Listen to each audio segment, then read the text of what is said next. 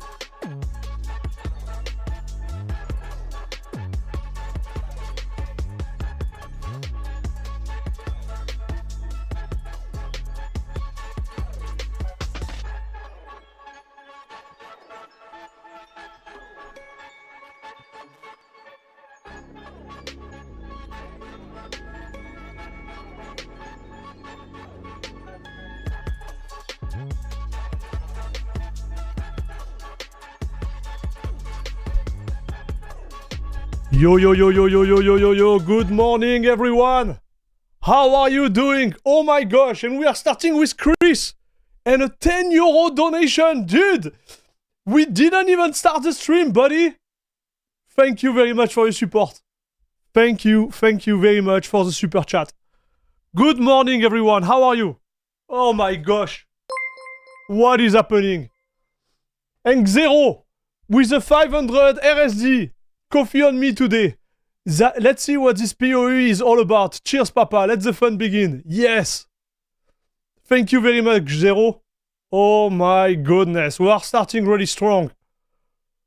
With 2 donations out of the bat. Thank you very much, guys. We have Mirko in the chat. Chris, Futurak, Zenai, Bodymax.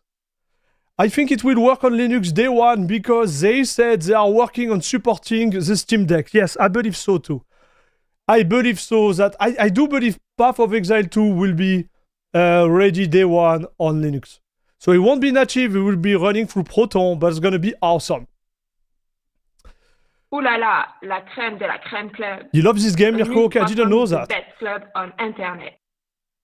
Hello, Ratmar. Ooh la la crème de la crème club. A new croissant, the best club on Lycée. internet. What's up? Only one area in Linux was struggling for me on PoE was the iced area. It would drive the Vulkan shader crazy. Hello, Victor. La crème de la crème club. A new croissant, the best Oh my gosh, did I miss something? Ooh la la Mirko would just give 5 membership again. Guys, if you got a membership from Mirko, please thank him, okay? Please thank him. Oh my gosh. Okay, so we are starting like out of this world again. Bob, Bob, Bob, Bob, Bob, Bob, Bob, Bob, Bob, Bob, Bob. Guys, thank you very much for your support, okay? Like, you're insane. Mirko, you're the best. Thank you very much for this donation. Like, this is just crazy, dude. Thanks a lot. Thank you very much. OMG. Okay, so talking about that, guys. Okay, it's a perfect segue right now. It is a perfect segue. So, I didn't push a video yesterday because I've been working really hard on our Discord. Okay, so I had a Discord for like, I don't know, maybe 7 years. And what happened was when I was streaming on Twitch, some of my community members, they were like, dude, you need a Discord. Because I didn't even know what was Discord. I was more like a, TeamSpeak and Mumble type of guy. And they say you need to create a Discord. So I did create a Discord. But I never advertised it or anything. I just let it there and I was like, guys, if you want to join, voila. And I put a link. But I realized, I think it was beginning of last week, I have now 500 members on the Discord. So I'm like, maybe I should do something about it. You know what I mean? Ratmar, oh my gosh. Thank you very much for the €2 donation. Let's go. Let's go. Thanks a lot, dude. Thanks for your support. I appreciate it. Guys. Cheers. Happy Friday. Thanks a lot.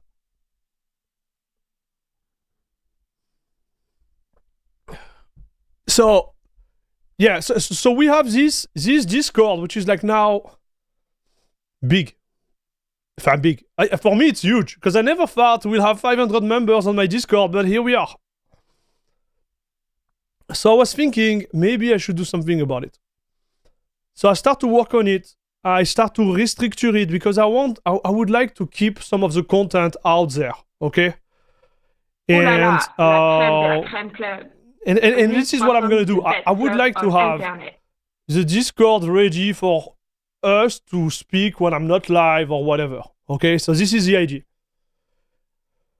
So it's on, guys. If you want to join, the address is discord.airmax.com. Simple as that. Pedro, what the heck? You are now a proud member of La Crème de la Crème Club. Papa, let's go. Thank you very much, dude. Much appreciated. Enjoy the emote and enjoy supporting La Crème de la Crème Club, Papa. Thank you very much, dude. Hello, my channel. Chris, I saw the changes on your Discord. Yes, that's right. So I start to restructure it. I'm not sure where I'm gonna go, okay? Like, I'm not a pro Discord guy, okay? But I have an idea where I want to go. And one of the main things I would like to do is, like, whether you made a donation or you are part, of the Patreon, you are part of the membership on YouTube, I would like you to have, like, the access to it. And maybe a little bit plus towards the access, like a special statue and stuff within the Discord. So I worked on that yesterday. It's not really done yet. But if you want to jump into it, just go into the Discord. Okay, like, it's simple as that. I don't know what we're going to do. Like, to be fair, I still don't know exactly what we're going to do. Hello, Sensei. What's up, dude? Guys, thank you very much for the support. This is amazing. So also, just for you to know, like, most of the money you are giving me through the channel, I re-put it inside the chat. I re-put it inside, like, YouTube, right? So what I would like to do next is upgrade my CPU. Right now, there is no way I'm gonna be able to buy a CPU in Canada. Everything is out of stock. I'm looking for a 9800X3D, and maybe in the future upgrade to a 9950X3D. I don't know, but right now I just can't find one. So I keep the money on the side, And when we're gonna have availability, I'm gonna go for it. Also, I buy games. Okay, so about Stalker 2, we played together. About Path of Exile 2, we're gonna be talking about it. So about the cheapest version, like I think it was $38. 42 actually, because they increased the price. So $42. I bought it to support them, but also to have early access. There is the early access I could have bought, but it's like 500 US. So I'm like, no, it's not worth it. We are not that fan, chat. But I have the early access, like the normal one, not the early. So when the game is released, we're gonna be streaming about it, okay?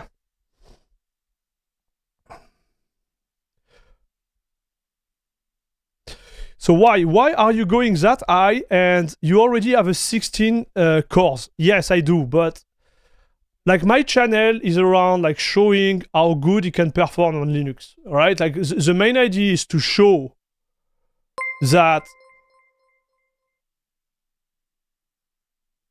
you know, like you can do really good on Linux. So I want to have the top end of the hardware for my benchmark, for my video, for everything. So my 5950X, it's a great CPU. Like, don't get me wrong, I can be more happy about it. I don't have any intent to sell it. I'm gonna keep it somewhere. I'm gonna use it because I love it so much. I won't lie to you. Like, this is the best CPU experience I had in a while. But I need bigger to show to the world that Linux is doing it, dude. Mirko, thank you for the 5 for an AMD graphic card. Dude. Man.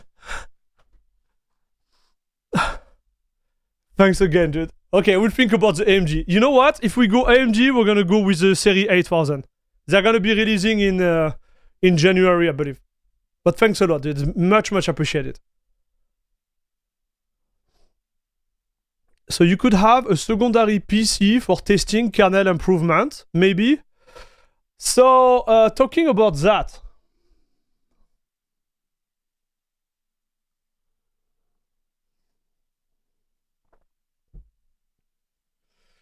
The kernel improvements really like, I think I want to test them on my main machine while I'm playing and stuff.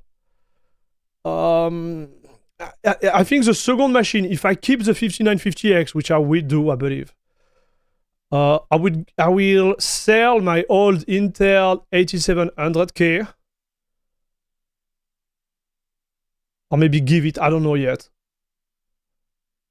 because I believe my wife might need a full like PC at a certain point. So it's a really old 8700K. Like I bought it when it was released. So this machine has, I think, at least 8 years, 7 or 8 years old.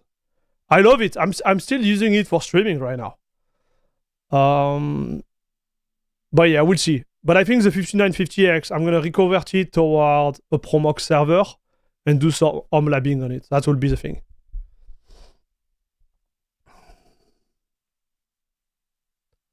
I wish PoE2 will release a native port on Linux. Why is that, dude? Salut Mansouri. The RTX 4090 is dead for 4K? What? What?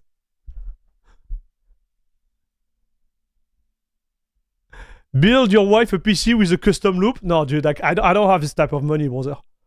I don't have this type of money to buy a custom loop. Too expensive for me. Like, those things cost a lot of money and also a lot of time. Like, you need to take care of them, right? The custom loop. I'm not there, dude. I think let's get the hardware first and then we'll see for the rest. Okay, so we are running CachyOS, guys. And we're gonna check Path of Exile. This is really what this stream is gonna be about. So again, guys, thank you very much for the support. Don't forget the Discord. I'm gonna try to do something nice, you know, over there for our community. And it started last week. Okay, like this week. I'm not sure exactly again where we're gonna go, but we're gonna have a big Discord. I guarantee it.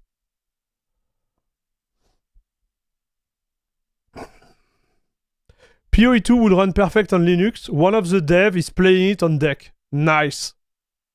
Okay, so we have the confirmation, huh? Air cooling for the win? Yes. Yeah, Noctua all the way. So I have an all-in-one on my PC, but it's the cheapest one I have. And it's doing a great job. So it's a water cooling, but it's not a custom loop. It's just an all-in-one water cooler, right? It's the cheapest one. I think it's but it's really good. It's like, what's the name of it? At the best bang for your bucks. Got it on discount. It's awesome actually. But I'm not buying a second one. I do believe that air cooling is enough, at least for what I do.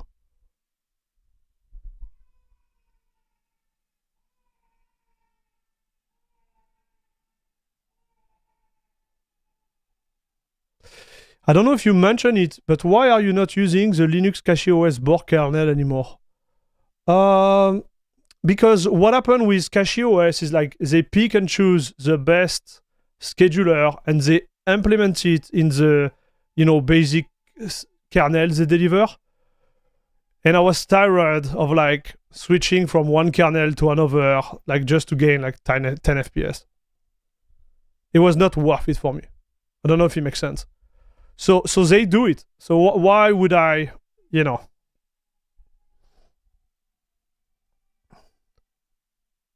So I don't mind playing through Proton, but aside from the better performance of native part, it's just nice to see a game released for real Linux. So you see, dude, on this one, Zolf, I'm going to call you Zolf, okay? I don't agree with you. I think the extra work that a native port requires versus the value it brings is just not worth it. Right? I'd rather the dev focus on the Windows version and make sure like everything is compatible through Proton. And I'm happy with it. I think my idea is like, I think it's more like resource efficient for everyone to have a really good Proton adaptation, which might be in the future ported to other games, and a really nice native version, rather than spending more resources on a native Linux version, which might have not even deliver what the Windows version could deliver, right? Because we have seen a lot of games, like I'm going to talk about, for example, Last Epoch, right?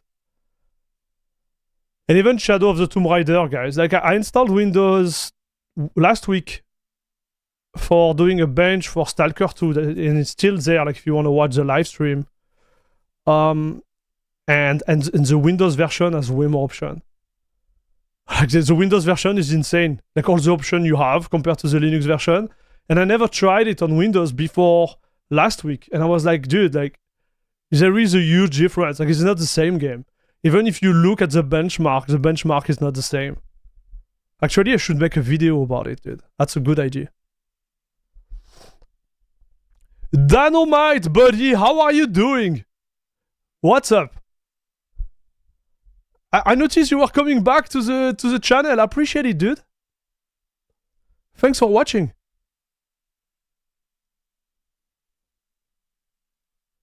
Airmax, I'm currently installing CachyOS on Proxmox for fun. Calling it CachyMax. Man. How is your Stalker 2 experience? Flawless, buddy. I loved it. Z over 1, I had a ton of fun on it. So the game is broken itself, obviously, but on Linux it has been really good. I have less FPS overall than on Windows, but the game is less stuttery. I have an Arctic. Yeah, that's the one I have. 360. It's too loud at idle. I don't know. Mine, it doesn't make any sound. I'm pretty happy about it. That's the Arctic I have. It's the cheapest one. It was the best I could find. Like, you know?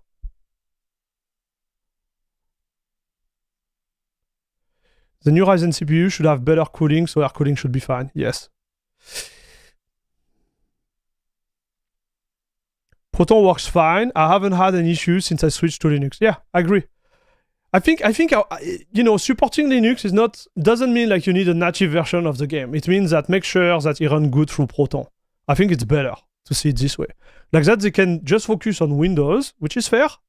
They do their stuff, but us, we have also like a version of we run within Proton, which run like with everything, all the options that the Windows user have.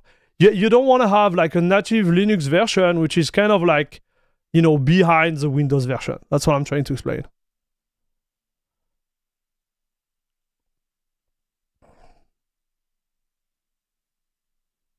Last Epoch is a perfect example. The native version is way worse. Okay, so we are aligned, right, Mr. Nadra? We are aligned. Lil, what's up? Are you going to test Playtron Alpha 2? They released the new one. Is it compatible with NVIDIA? That's the real question. If it's compatible, yeah, why not? Otherwise, I'm not touching this thing.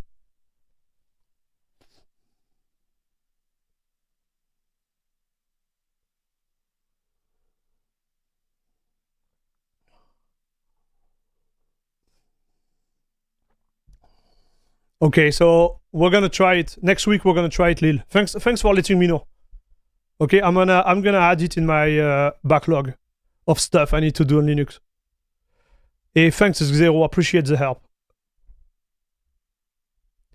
Yeah, I get it, but in practice, that's not always how it works. Take Space Marine 2, for example. They launched saying it had Linux support, but then it broke and it didn't work for an entire month. So this, I agree. But I think this is what happened, right? When you are like on a platform which is emerging, it's gonna break sometime. That's okay. But I understand your point. It happens with a lot of other games, guys. I know Nico from the Linux experiment. He mentioned it in his latest video. We're gonna watch this video together maybe today if we have time. But like, it happens. You know what I mean? Like, you have to think about it this way. We are in an emerging phase. We are not settled to a point where everything is stable, perfect, or whatever. We are still in the like emerging phase. So we're gonna have stuff that breaks. And honestly, I'd rather have that than the issue I mentioned earlier with Last Epoch or other games like Shadow of Tomb Raider, which, yes, are supported natively, but have way less features than the original one. Like, I need to make a video about it, dude. Like, the benchmark looks different on Windows and Linux. Even if I put everything to the max, it's not the same game. So I'm like, is it really worth it? You know? Can you provide again the Discord channel link? So the channel link is discord.airmax.com. Simple as that, dude. Fixing bugs in Linux is half the fun. Man, I hope we'll stop having fun with those. I hope we're gonna arrive at a point where it's just like, you know? We'll arrive at a point where it's like the best experience, the year of the Linux desktop, chat. You know what I mean? Okay, so let me talk a little bit about Path of Exile. So I don't know if you heard about this game, okay? I'm gonna share my experience with you guys. We can exchange about it. But I did try Path of Exile when it was released. I think it was in... Dude, when was it? I think it was in 2007. So let me check. So Wiki Path of Exile. Okay, let's talk about this game. Because obviously we are talking all the time. I am honestly talking all the time. When did they release it? No, it was not in 2013. It was way earlier than that, dude. It doesn't make sense. Let me check. So maybe my memory It was when Diablo 3 was released. Oh yes, 2012. So no, that's right. So man, I thought it was 2008. I don't know why. So 2011. Okay, so I played the beta, dude. This is when I played the beta, chat. And let me tell you, I played the beta at the time and it was trash. I'm going to say it to you guys. So they came with the idea that they will follow up on the success and the gameplay and the experience of Diablo 2 because Diablo 3 experience was not great. But at the time when they launched, it felt like I was playing a game which was like 10 years older than it looked. It was all buggy. The servers, they were rubber banding like crazy. And I kind of like ditched it. Chat. I was like, I'm never never going to play this game again. Okay. But I have to say, chat, that they come a long way, chat. They come a long way. I played this game 7 years ago, one of my favorite game of all time. Nice, dude. 7 years ago, so it was like 2017. So they were in for 6 years. And I have to say, chat, this game is, I believe, one of the best ARPG produced like ever. So I know a lot of guys are nostalgic of Diablo 2. I'm not that much because I think Diablo 2 is great, don't get me wrong, but I need this graphic element toward it. I need this smoothness, right? And I think Diablo 2 is just not able to provide that, at least for me. But now Path of Exile 2 come with a lot. Like it come with a lot. Like it's smooth. There is apparently an endgame. I'm talking about Path of Exile, okay? And it seems like a lot of ARPG lover like love this game. Like just in chat, we have like what? Like at least like 10 viewers which are like, dude, PoE is awesome. So I totally miss PoE, and now we're gonna have PoE 2 releasing in December. So the 6th of December in early access. So I'm repeating myself, but I bought the game because of you guys. So thank you again for that. And we're going to be playing it together. Okay. I do believe that it's going to be compatible with Linux right off the bat. That's for sure. And what they have been doing is they have been pushing a lot of video to kind of show what the game is gonna be all about. And there is this video I want to watch with you guys. It's called Path of Exile 2 Endgame Content Reveal. Because, so let me explain my perspective on this type of game. Most of those games, in general, when you play them, you go through a little, it's like a story type of approach. So you go through, like an adventure, kind of. You level up your character. And then when you are done with the story, you access what they call like the end game. And end game is where, you start to get even more power, have more challenges, and get to specific goals, okay? And I would say like lately, and especially with Diablo 4, those ARPG, they are not providing a deep, and I would say solid enough end game for the player. So, for example, like I crushed Diablo 4 in like what? Like maybe 150 hours of gameplay?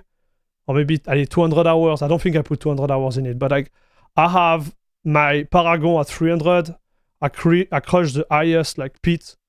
And honestly, like I have nothing to do anymore in the game. I created 3 characters. I level all my gem on all the 3 characters to the max. I have everything done. So I'm like, what should I do now? Can you send the link here? No. Can you maybe you should come to my Discord and send the link. There is no link possible on YouTube. So Diablo 2 R checks more box for you, Max. I think about it. But still, the gameplay is not good enough for me. Are you going to give away some keys for PoE 2 close to release? No. I don't have any keys to give, brother. I wish I had. I wish I had, man. I wish I had, but I don't. I could ask them, but I don't think I'm gonna be big enough as a YouTuber to have some keys.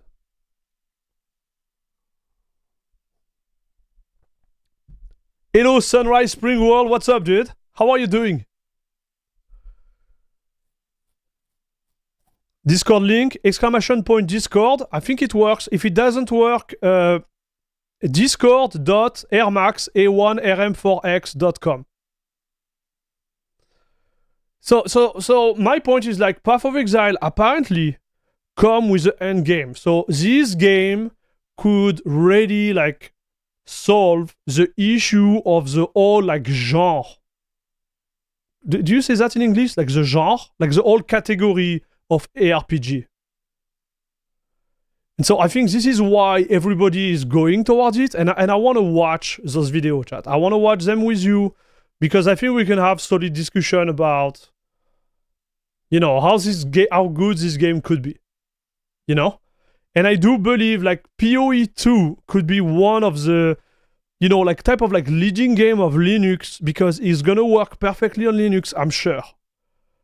And it's gonna be one of these like, you know, like window shopper type of game, like kind of like Apex Legends was at the time. You know, like Apex Legends was, in my opinion, a great driver for the Linux community to grow because it was at the time a really popular game, and it was also like compatible to Linux at the time. Now it's not anymore because of Electronic Arts. No comments, but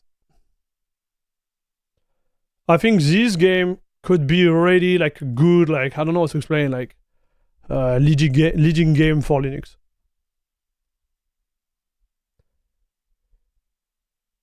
Is PoE 2 gonna be out soon? Yes. So it's gonna be out in early access December 6th. So let's watch the early access gameplay trailer together first.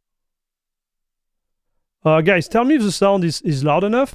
Existence is a thing of beauty, precious, but impermanent. Is it good enough, chat? Just let me know, okay?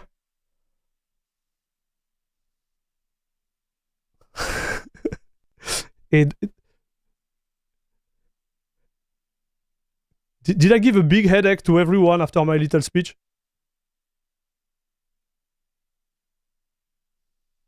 Existence is a thing of beauty, precious, but impermanent.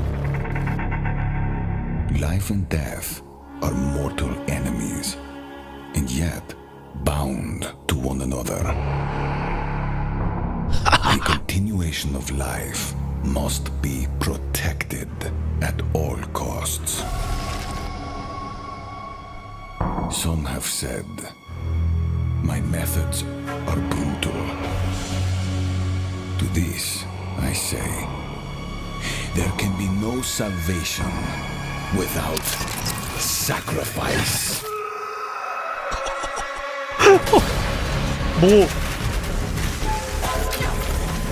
Man, the game changed so much, chat.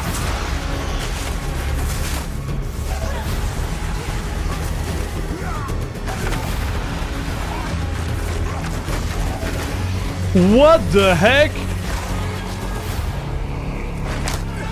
Oh! Whoa! This is what I want, dude!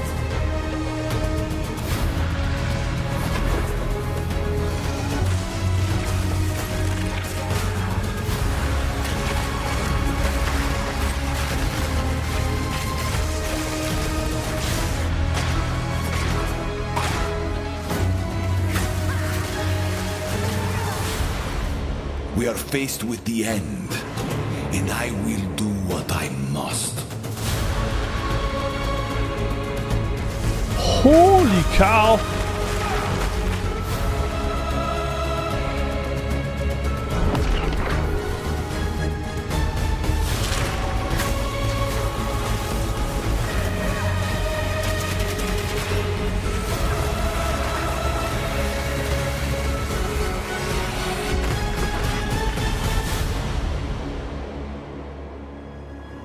those who obsess with death.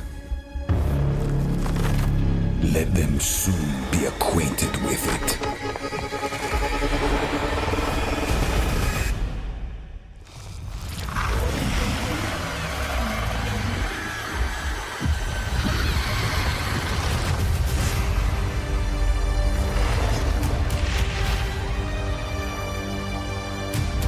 Nice.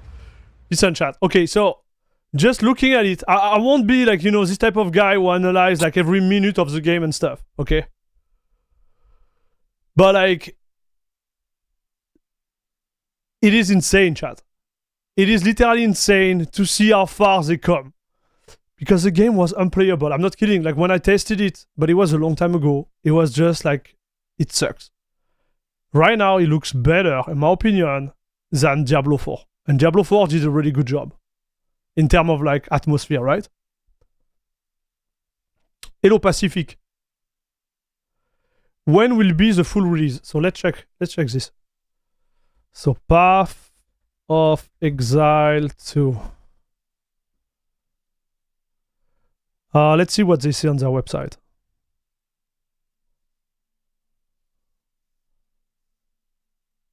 Six character class. Oh, and you have Ascendant. What are those? Oh, this is a class with the Ascendant. Okay. Warrior. How does this work? Sorceress. Ranger. Monk. Mercenary. Mercenary wield a crossbow. Okay. The Witch. Oh, papa. Oh, papa. Salut, Ekara. How are you doing, buddy? Man, this is gonna be awesome. So, wait. Let's see the early access.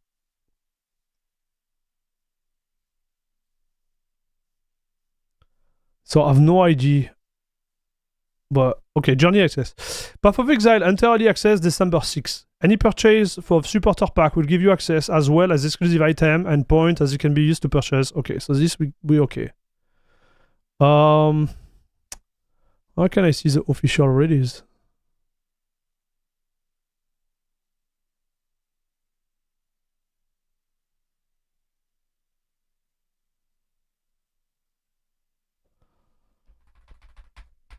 Damn, man, this forum makes me think about the old school forum, you know, chat?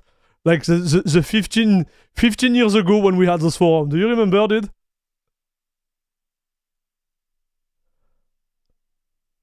So it should be 6 months after? Okay, there is no specific date, but it should be 6 to 12 months after early access. Okay, Sebastian, thank you very much, dude.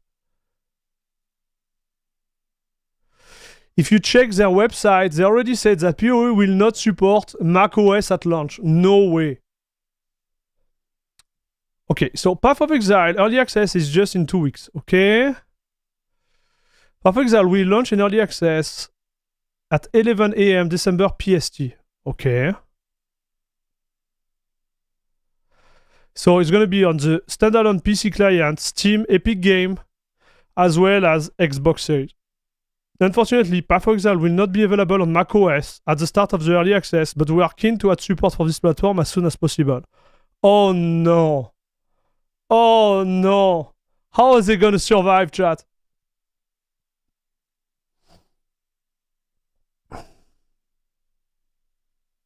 How are we gonna survive? I feel bad for them actually, but like if you buy a macOS to play, you could. You could, but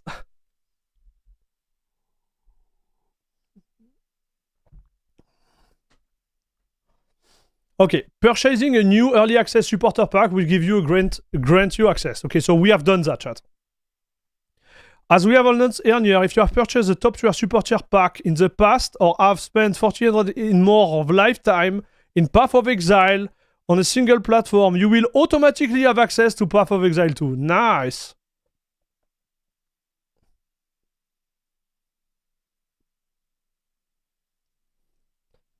This is awesome, dude. I merge my sub account. Will my lifetime? No, the threshold is based on purchase made on one platform. Dart. Can I purchase a new supporter pack on console? Okay. How to redeem a key? Okay. So, okay. How long is the early access running for? As long as needed, we expect at least 6 months. Okay, at least 6 months, chat. Is couch co-op available in early access? What is this? You can play Path of Exile 2 in couch co-op mode on a single account. The single player will be able to create a character on the account. What is this, chat?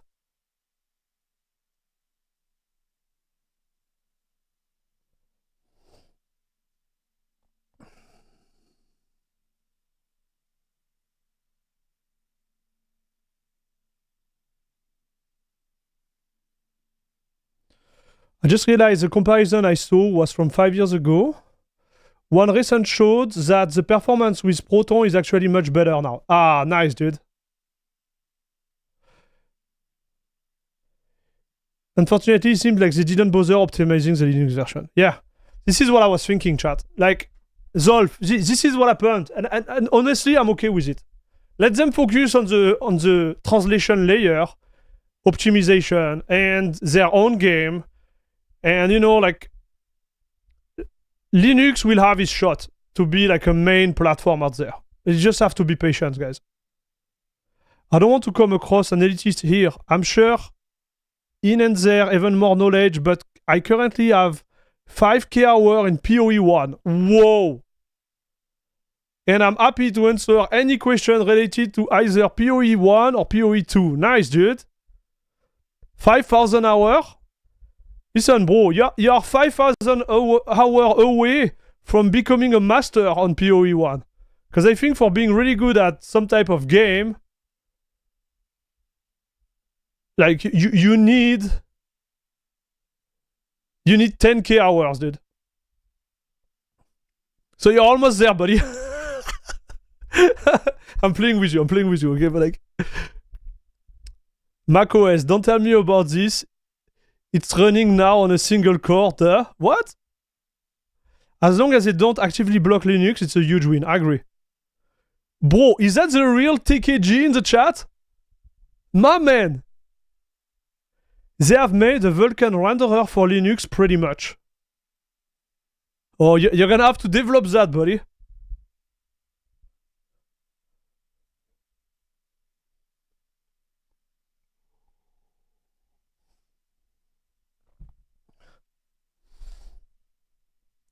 So will there be wipe during early access? No, there will be no wipe. We will do new leagues, but none of your character will be wiped. They will just go to a league called early access. In some cases, the character in old league may be somewhat broken by balance change though. After launch, the early access character will still exist. Okay, that's good.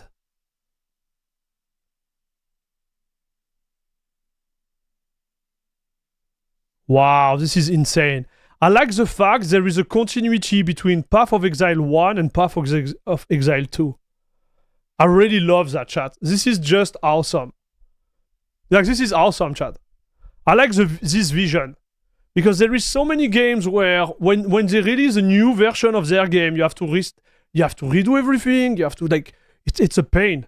But here there is continuity, there is a link between two of the game, and I think this is insane. This is really good. I usually say I'm fairly new to PoE with 5k hour because there is a big learning curve. yeah, I'm playing with you, but you know, I'm not that far away, you know? In this league, because of client crashing, PoE on macOS is running only on one single core. Also, for those interested, they have been testing PoE 2 on the Steam Deck and apparently got a very consistent 45 FPS. Nice!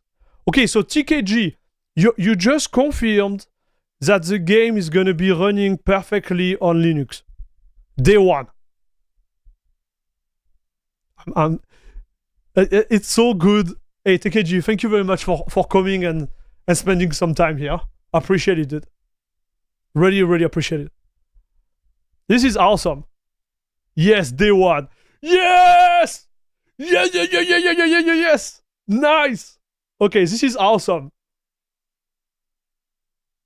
This is awesome. So how will my stash tab purchase made of Proton will be available? Okay. Oh! So they transfer your investment too?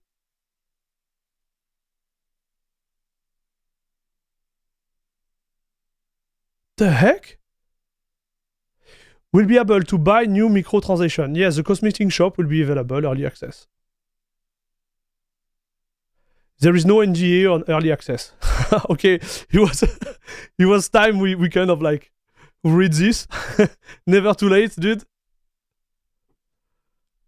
Is the performance difference between Xorg and Wayland significant? Not that much. Masiej Matazek.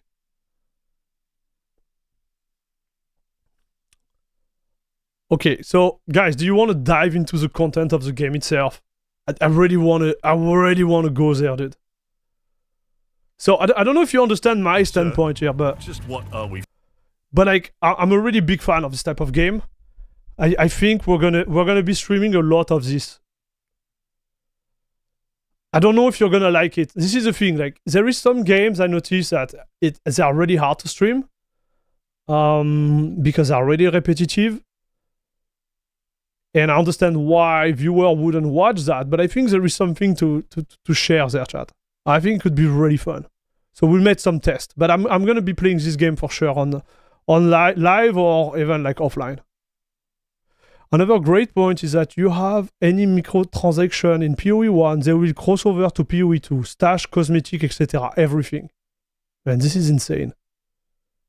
This is insane, chat. Man, we could have some type of Discord event where we can all play together. So guys, can you guys explain me what is the co-op stuff on one account? Like, how does it work?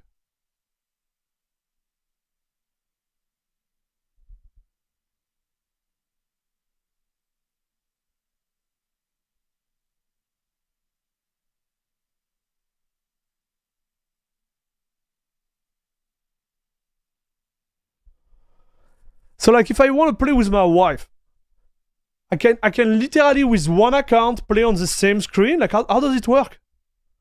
I'm just curious about this. Like, so you need two keyboards? Like, how does it work? Actually, I have no idea. I usually play solo. Okay, makes sense. Yeah, I'm not judging you. Search for the couch co-op video. They have a couch co-op video? The heck? Couch co-op.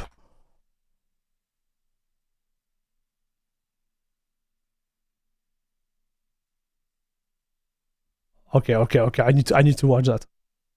No way, dude. No way. So about the VK renderer, they added it alongside a direct 3D. Sorry, a direct G. Oh man, I hate those stuff in English. G3D12 renderer. The G3D12 renderer runs better on Windows, while the VK renderer is better on Linux. This is pretty rare to push both VK and G3D12. Awesome, dude. This is awesome. Okay, I didn't know that. So they're already thinking about the Linux user, huh?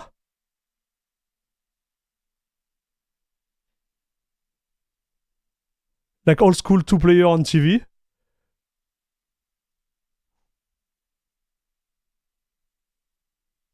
$5 for early access to this game, that's a steal. Wait, I paid $40. What the heck?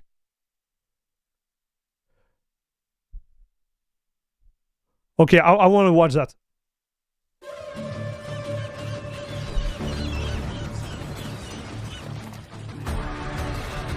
No, that's a big bird, huh? Man, the graphics, they look insane, Chad. Am I totally hyped, or the graphics they look When we look started better working on Path of than Exile 2 Diablo on 4? console, we knew we had to do a much better job than we've done in the past. And Path of Exile 2 is a great game to do that with, because the combat is so much more visceral and action-oriented. As soon as we tried it on a controller, all of those extra features that we did to make melee combat feel so much better just really came out and felt great. We've got a dedicated team for console now, and they were able to create a new user interface just for controller, and we're really excited to show it to you guys. It's twin stick, so basically left stick is your movement, as you'd expect, and right stick is the directional control for your character, so it allows you to do things like run backwards and stuff like that. It also overrides the auto-targeting, so it allows you to actually manually target enemies that are surrounding you, giving you much greater control. It works in combination with the keybinds, so we've got 24 keybinds that we have for the game, which sounds a bit daunting, but the way we kind of manage that is each skill that you gain is basically given a default bind, and then you can choose to override that if you want, if it's completely in the player's hands to choose where they want to bind the actual skills. What the heck? You have a lot of freedom with regards to your design of your build, because that is the nature of the game, is like we need to allow that flexibility for players to create whatever they want to play.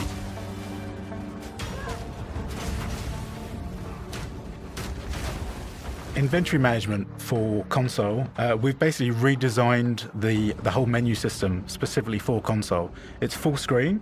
It provides you with a preview of your character, so you can actually see the full model of the character close up. But functionally, we still hold fidelity with the actual PC game. So inventory management is like you can pick up an item, move it around and place it and equip it as usual. But we also provide shortcuts. So like there's a fast way to equip, there's a fast way to use an item in your inventory. So when we're thinking about what would be a great reason to play Path of Exile on a couch, one of the things that we knew a lot of people would really enjoy was playing with their friends in co-op. This is actually a feature that a lot of games just don't bother with anymore, but it's something that I really love personally. Man, I can't believe it. You can play through the whole game You were beginning right, to end Chad. together, enjoying the story along the way. And one of the great things is that in Path of Exile 2, we have a lot more synergy between our classes. So if you're playing something different from your friend, you'll probably find a lot of ways to work together. So with So one the account, you addition can of play at Couch two Co-op like that. was initially a bit of an experiment at first, and then we started to expand on it. We introduced like separate HUDs for each of the characters, and then once we got the camera system working with two characters, it really started to kind of come together and play really nicely. I have to try with so my then wife. we dude. expanded on that by providing. She might be a Path of Exile 2 player. That I've spoken about, which allowed us to have. I don't think she will, but I can simultaneous try at play least. with regards to inventory management and adjusting your passive skill tree and stuff like that. It was really just an evolution of the original sort of single-player game that actually turned into something pretty special. And they have big screen, huh? Am I excited? Yes, I am. Karaman, what's up? So logging in with Couch Co-op is pretty straightforward. Like you log in as normal with single player, and then you can choose to log in second player as a guest on that account.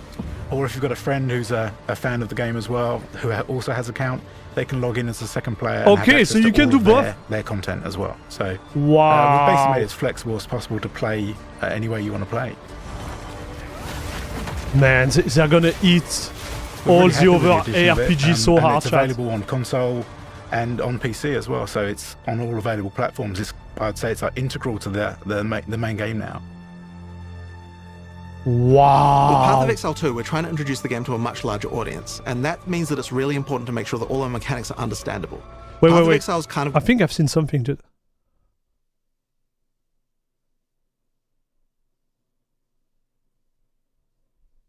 Is that a Witcher game? What is this?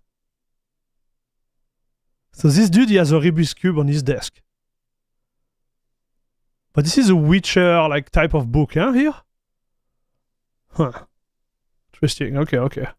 Path of Exile's kind of got a reputation as a game of complexity, and this is something we want to make sure that we're improving while also maintaining all the depth that we need have. to talk about that. Like, So we're making sure in PoE 2 that we've got a lot more systems around giving you more information. Our item system, for example, it's certainly an area that had some complexity to it. Well, in PoE 2 we wanted to make sure there just weren't any hidden mechanics anymore, and so we've added a help system built into every hover. You get the press of a button, you can get help about what any stat does, and we found that that's really useful to the play experience. that's nice. Path of Exile 2 has full cross-play and cross-progression.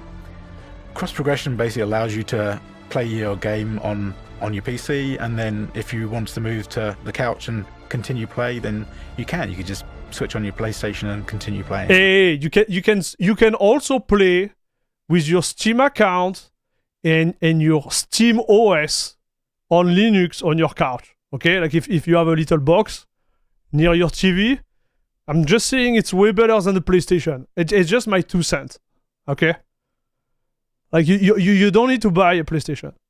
You can if you want, but me, if I had like 800 euro to spend, I will definitively make myself a nice little like Steam Deck box under my TV and just enjoy the game like that. But it's just me, huh?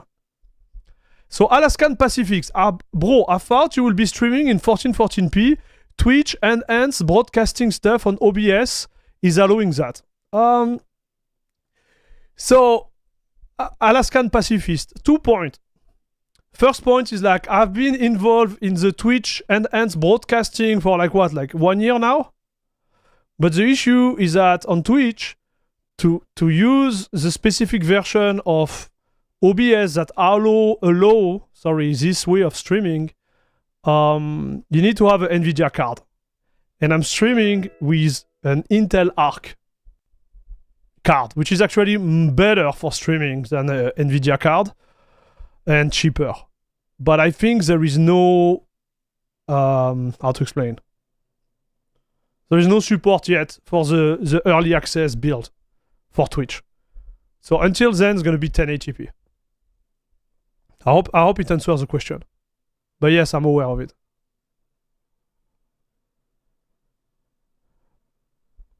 Holo ISO? Yeah, you can go Bazzite or CachyOS too. Like or even do it yourself. Or yeah, exactly, Bazzite. Okay, let's continue. So that's just my 2 cents, okay, chat?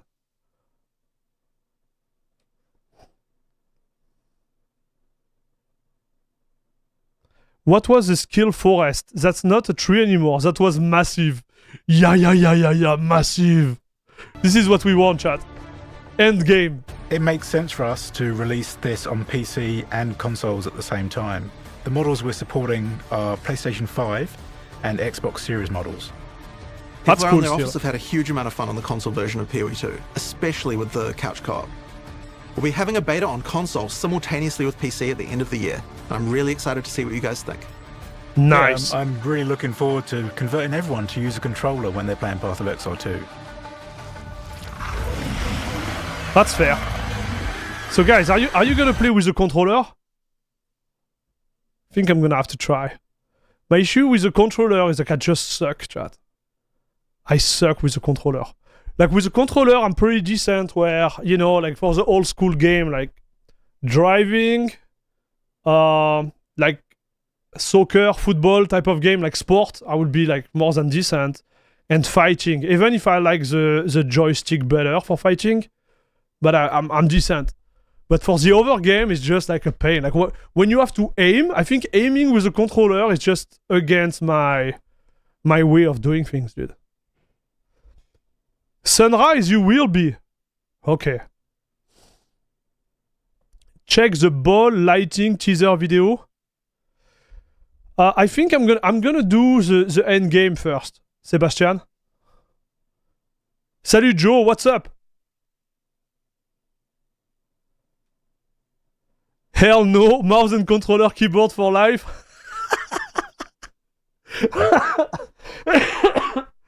Okay.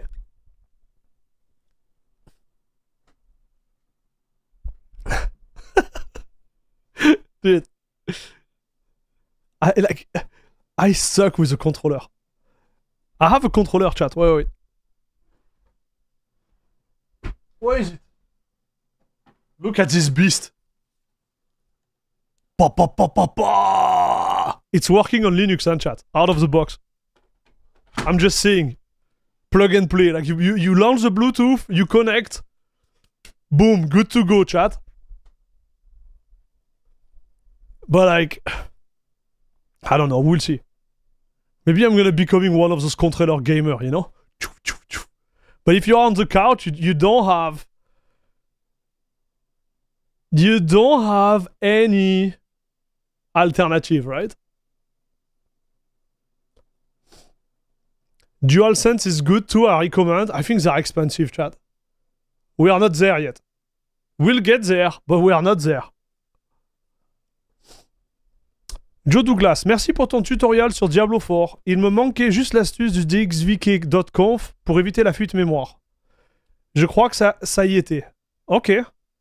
Well, Joe, you are welcome, buddy. Thanks for passing by and watching the stream. Please don't forget to give a thumbs up, subscribe to the channel, and if you can, become a member of La Crème de la Crème Club. Papa. Yeah, I have to do it, chat. I have to do it.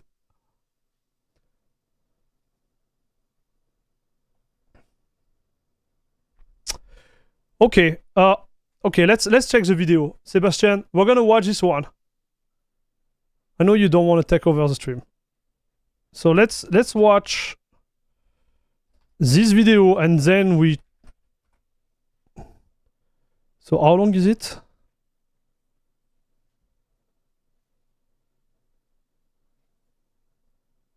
Oh, it's so... Okay, small. Okay, we're gonna watch it.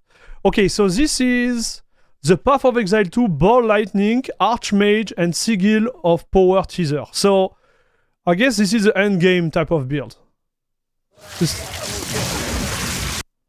Okay, so it looked really like the one in Diablo 4, right?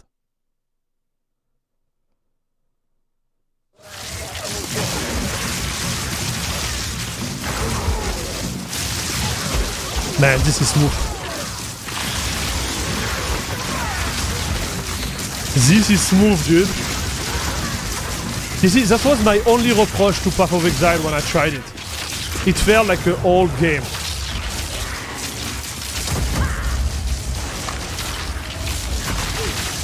So what is happening here? Okay, let's see what type of synergy do they have. So the first one, fire a slow-moving projectile that rapidly shoot bolt of lightning at nearby enemy. Okay. Archmage, while active, cause your spell to cost additional mana and deal extra lightning damage, both based on your maximum mana. Okay, makes sense. Spell gain 5% of damage as lightning for damage. Okay, spell cost additional. Okay.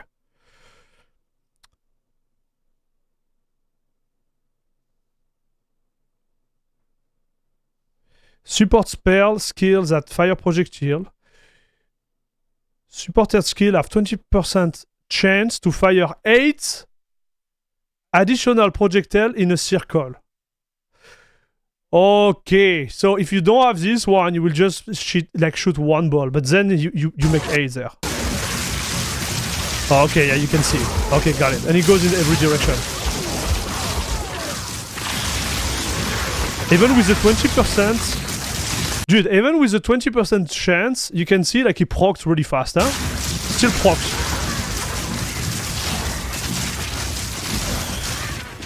Obviously, I say that doesn't proc anymore.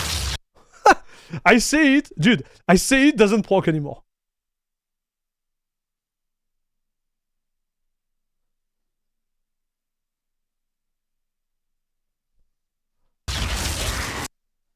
Okay, so you need the staff.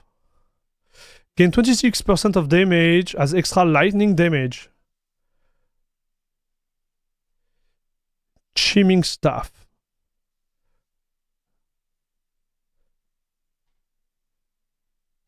Okay.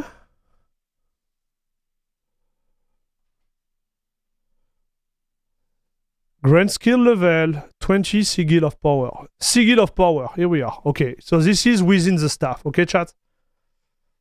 I'm gonna have to learn and see like how it works. So you can grant skill within the staff itself. Which makes sense. But you see, okay, so I will stop comparing it with Diablo, but... Place a sigil on the ground, providing a powerful spell damage buff to you and your allies while standing in it. The buff becomes more powerful the more mana you spend while standing in the sigil.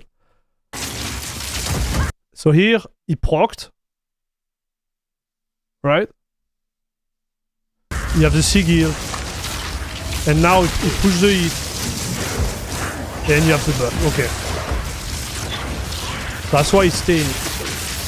He's staying in the thing. Okay. And he's dead. Okay. Seems cool. Seems cool to me, chat.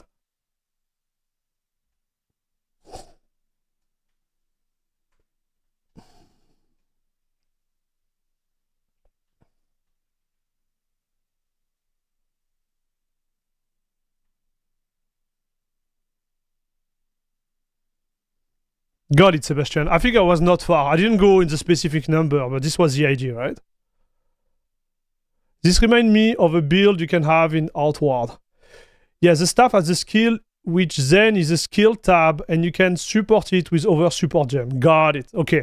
Because I was thinking, so there is more modularity versus the type of like endgame item you could get on Diablo 4, for example, which is interesting. Is it ready run on Linux? Yes, it will, Zayan. It will run on Linux day one. We had one of the dev of Proton in the chat. We confirmed it. I'm just saying, okay? So it's confirmed. It's gonna be available day one. Sir, just what are we facing here? Okay, you ready? Let's watch this. So this video is about the end game. And as I mentioned earlier in the stream, this is what was the big lack, in my opinion, in all the ARPG industry for the last, like I would say, 10 years. 10 years, 15 years, easy. Like we are having a big lack of end game. It's like when you finish the season, like finishing the season is like 150 hours, like 200 hours if you are a little bit slow, and you gone. Okay, like I did it for the last season of Diablo 4 with the expansion Vessel of Hatred.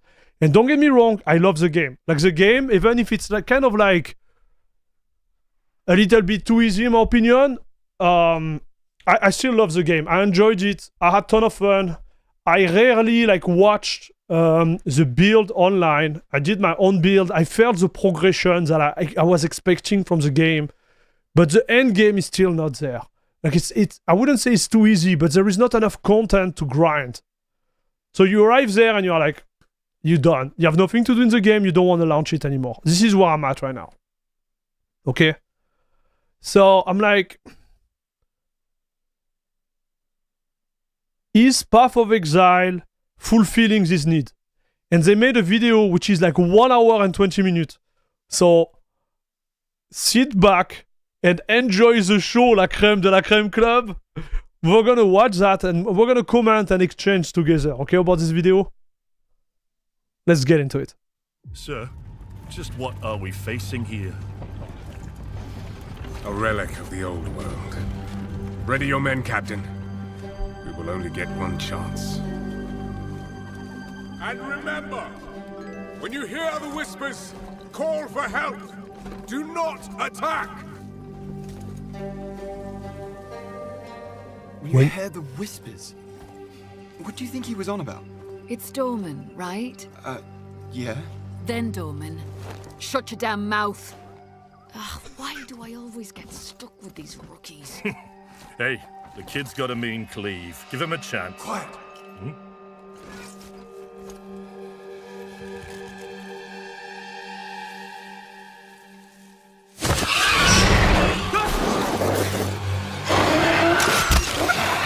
Uh-oh.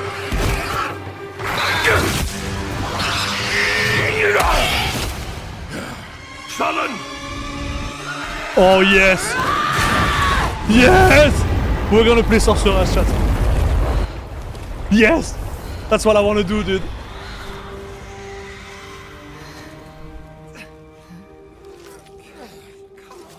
A mean cleave, eh, Captain? Rookie can't even lift his own sword. Captain Oren? Captain? No way. They got the captain, chat. It's here. Rain! Send the signal! What the fuck? Rain! The rookie has a tough day. On my back, blade up! Come on! I'm ready! I'm ready!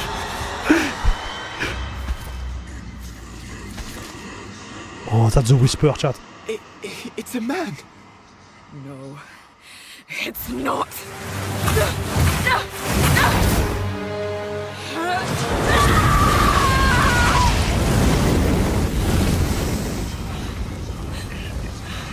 Oh no. Run.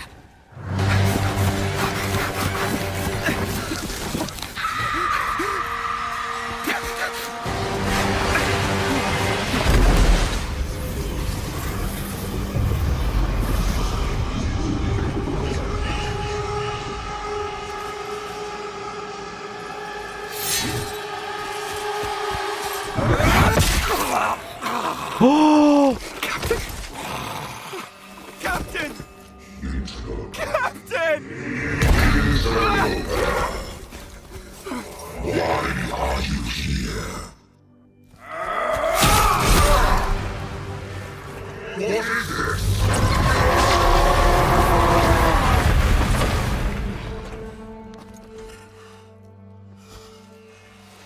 Stop! Humanity isn't ready. On your feet, lad. Sir, the captain, You'll be fine. Here.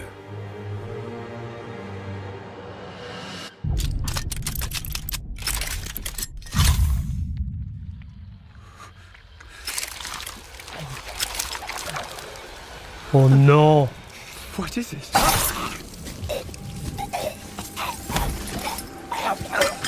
Man, the rookie is really having a bad day, dude.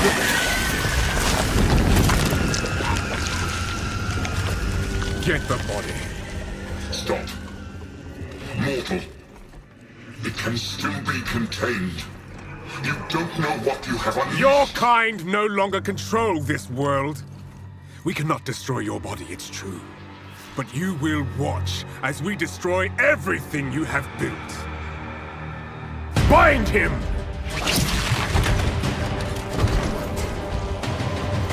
Feed. Grow, my child. I'll make sure you can eat your fill.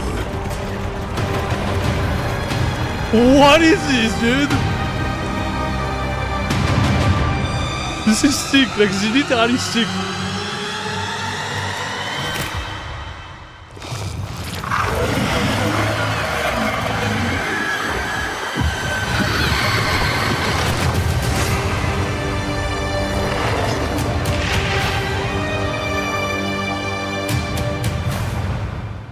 Man, you know what?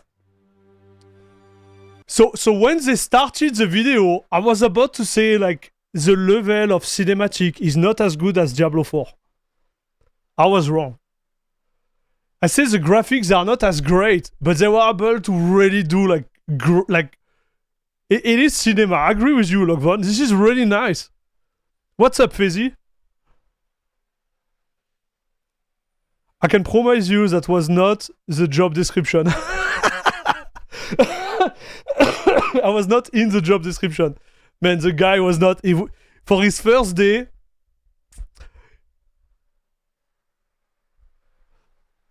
They don't have the same budget, but they have passion. True.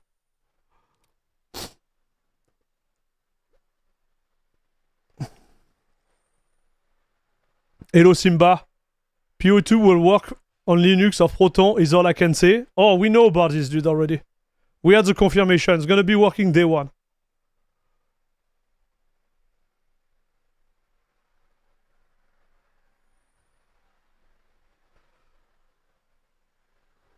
Okay, let's get into it.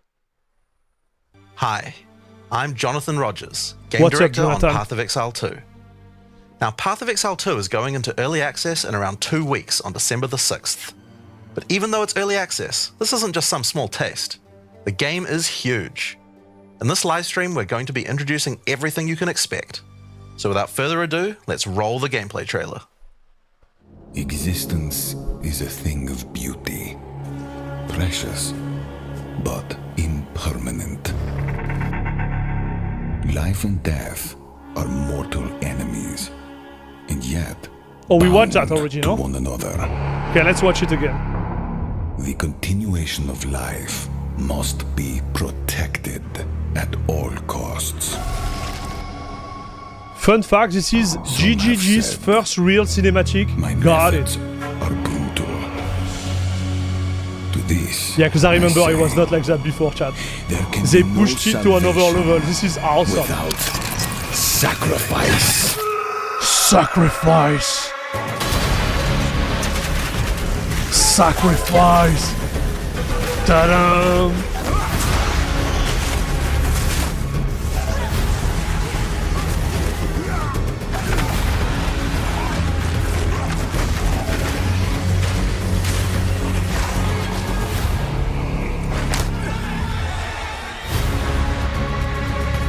Man, the tree.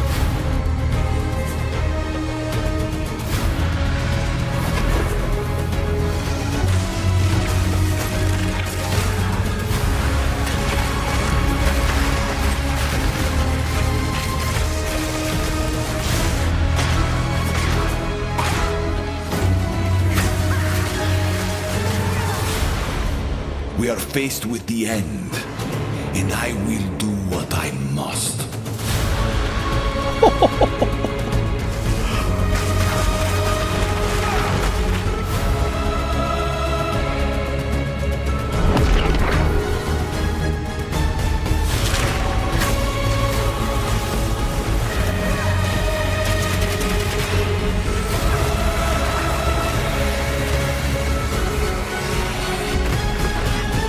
Some of those monsters, they look really good, I have to say. You know, like those boss. who obsess with death, let them soon be acquainted with it.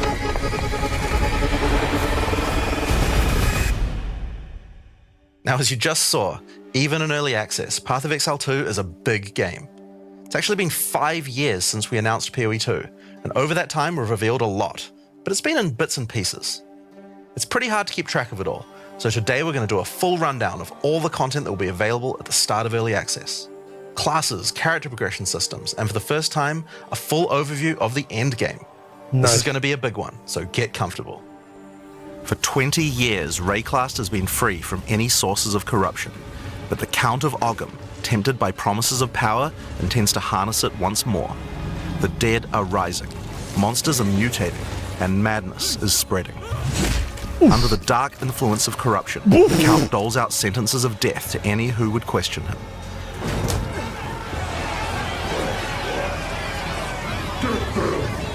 Oh, he's gonna escape. Come on, dude. Oh, it's a she. She's gonna escape, yes!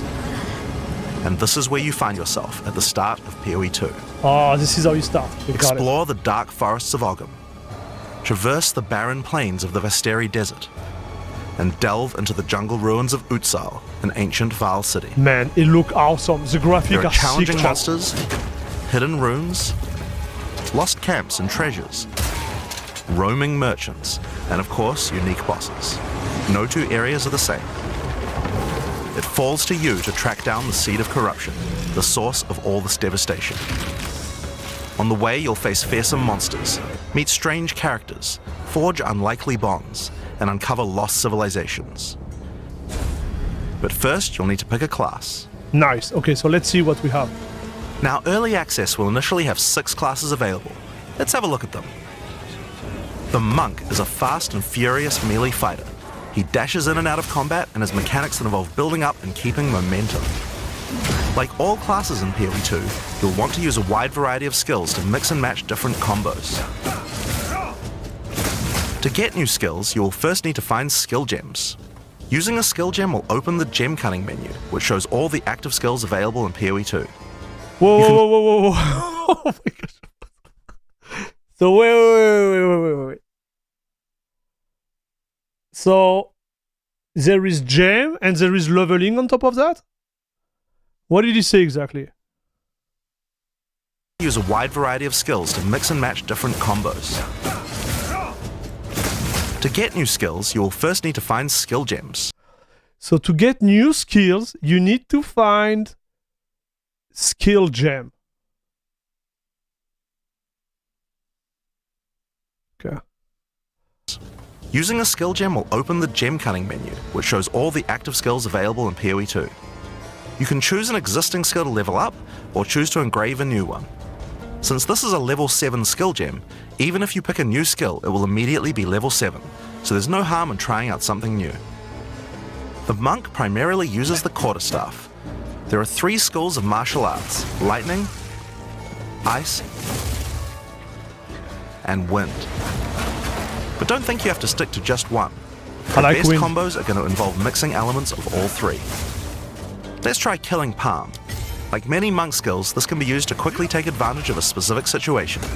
If there's an enemy on low life, you can use Killing Palm to dash to them and kill them instantly. This will provide a power charge. Then we can use a different skill to consume that power charge for a much more devastating attack. Okay. The monk also has powerful combo skills.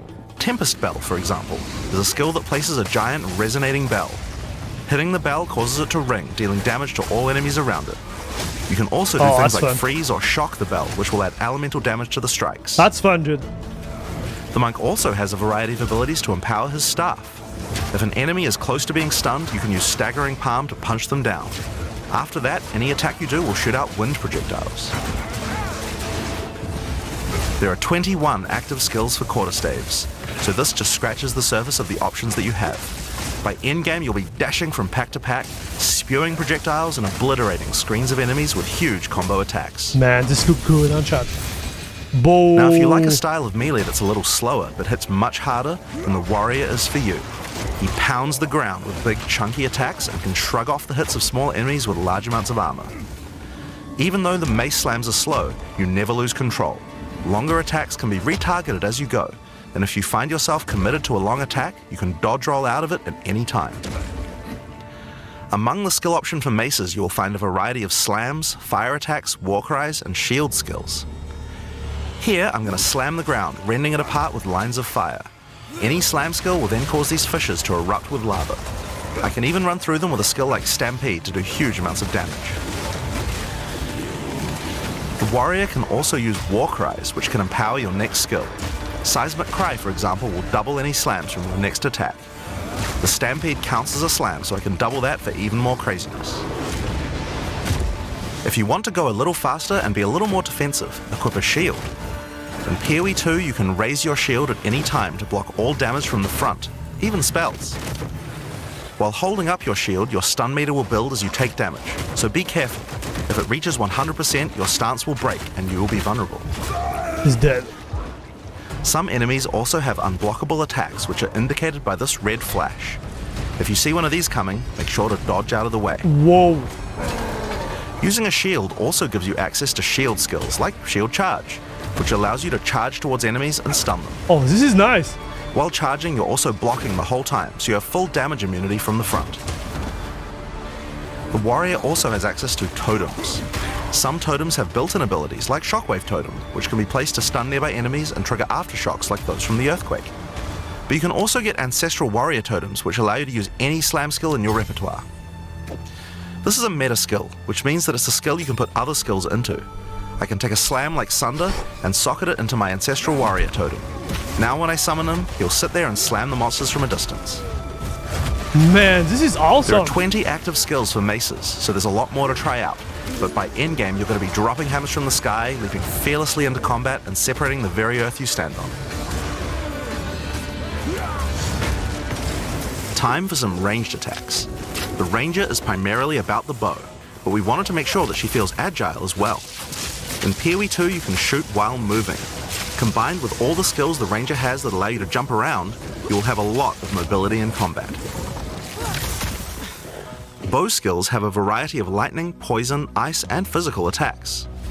Lightning attacks bounce around between targets. You can also stick lightning arrows in the ground which explode when hit by the bouncers, or electrocute enemies to take them out of combat. Ice attacks allow you to slow and freeze enemies to keep them away from you. Using poison, not only can you slowly damage your enemies from afar, but also grow some interesting plants. So you know what? When I'm watching that, I'm gonna pause it 1 second. When I'm watching that, I can tell like the game is gonna be demanding, chat. Like, can you tell? Because most of the time when they do this video, they use like, you know, like pretty insane hardware, and you can see that. Look, like if you look at it, it's not super smooth. So here it's smooth, You can also no stick problem. lightning arrows in the ground which explode when hit by the bouncers, or electrocute enemies Here to it's take them fine, out of okay? combat. But then when you use the poison, Ice attacks allow you to slow and freeze enemies like to when keep you them use away the from you. poison, like it doesn't look Using smooth. poison, not Watch, only watch. can you slowly damage your enemies from afar, but also grow some interesting plants. With 21 bow skills and all the mobility and combo tools the ranger I hope has, it's going to be you can take running advantage even of on every lower situation. machine, chat. By endgame, you'll be creating hundreds of arrows, be they falling from the sky, bouncing around between enemies, or spraying out of tornadoes. What? You might have noticed in the bottom left of the screen that the flask slots look a little different. In PoE 2, you have one dedicated life flask slot and one mana flask slot. Flasks gain charges as you kill enemies, and typically allow you to heal 6 or 7 times if they're full. But that's not the only thing you can use charges for. Charms are a new item type that will automatically defend you from various debuffs or damage types. Having trouble with getting frozen? Equip a thawing charm. When it's fully charged, it will make you immune to freeze for 3 seconds if you get frozen. To recharge them, just kill more monsters. Nice. You can gain more slots for charms by upgrading your belt. Nice. Okay. The mercenary wields a crossbow that can be loaded with different ammo types, offering versatility, power, and mobility.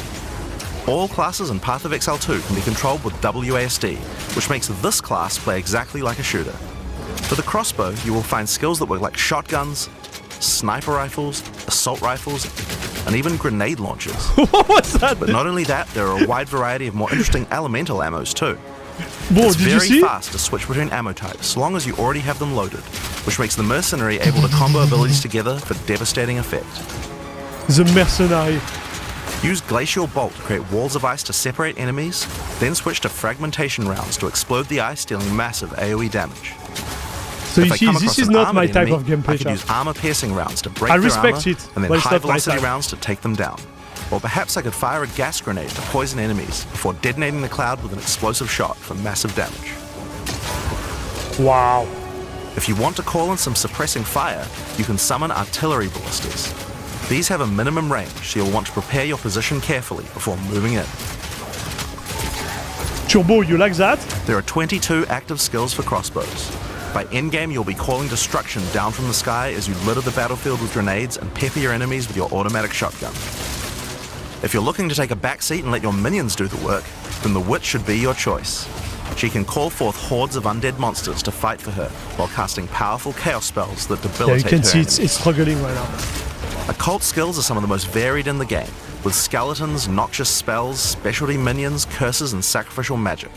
That's my style. Before we dude. talk about minions, we'll have to talk about a I like new the resource in sorceress Path of witch. Exile 2 called Spirit. This is a spirit gem, which allows you to pick from a range of persistent skills. All classes have a variety of these skills which can add some very interesting effects, like Arctic Armor, which does cold damage to enemies that hit you, or Raging Spirits, which summon fiery skulls each time you cast a fire spell. Wow. For the Witch, though, we'll want to be using our spirit to create permanent minions. These minions will be revived automatically when they die, so you don't have to worry about resummoning them all the time.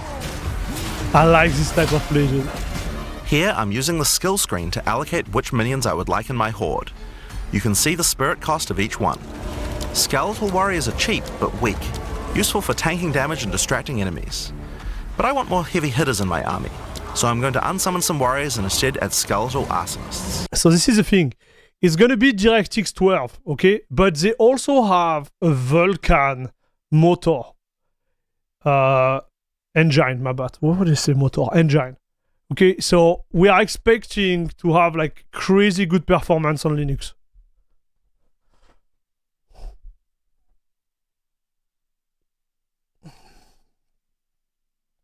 Hello KP. Intel Battle Match B580 leaked. How is Linux support on Intel card? It's actually great. I'm streaming with Intel Arc. I don't know the number anymore. 280 or 380, it's working very well, dude. It's working very, very well.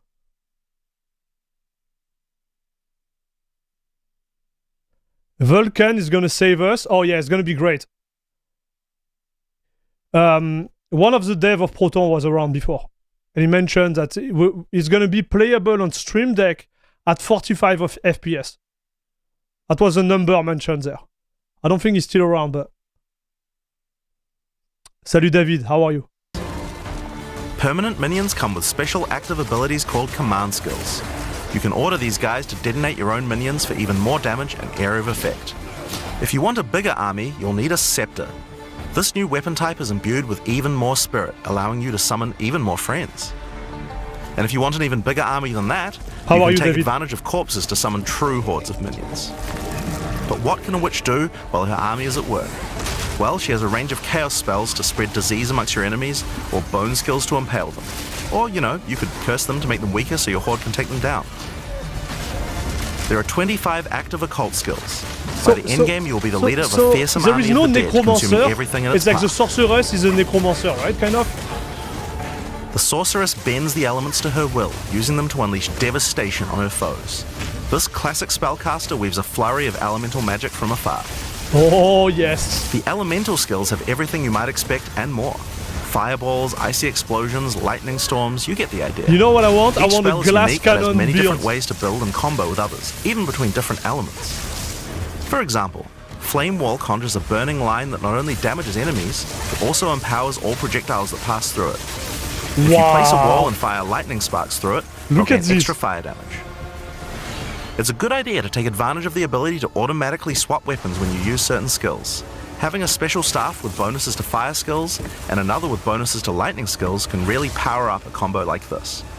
The sorceress can also take advantage of powerful trigger gems.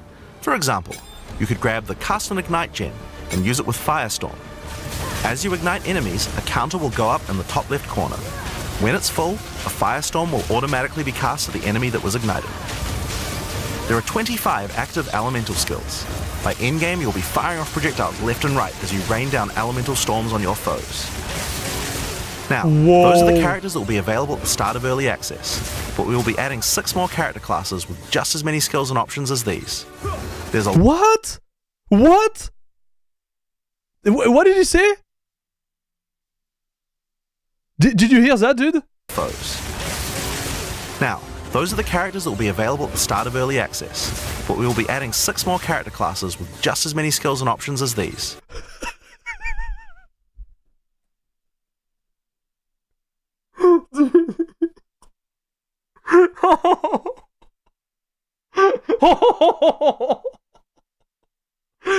Man, I feel bad for the Diablo 4 dev, dude. I feel so bad for them, chat. Listen, I feel so bad for Diablo 4, man.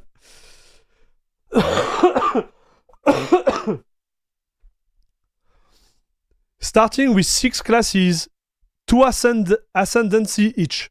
By the end of early access, it will be 12 classes with 3 Ascendancies each. Boom!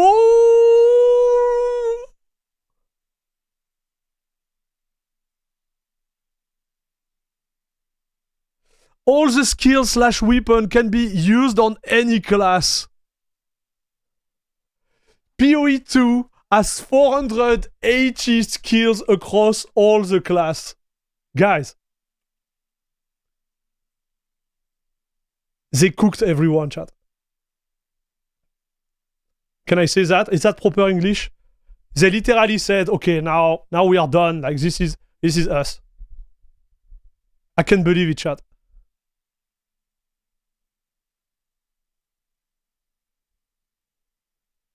This is mind-blowing.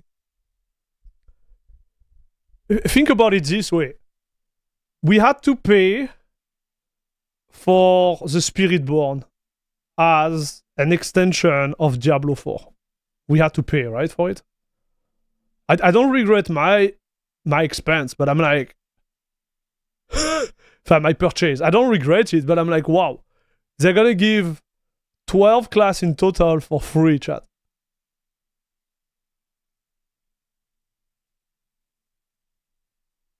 What the heck?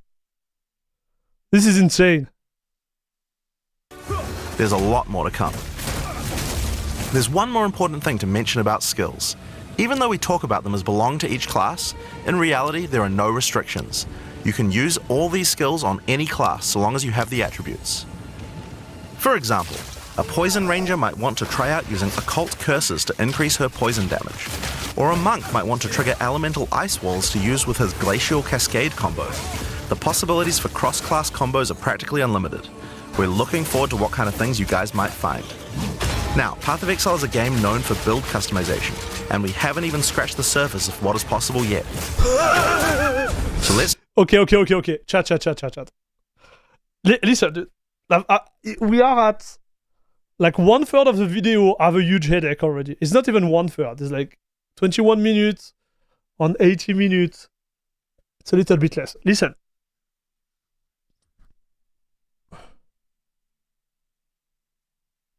This is insane.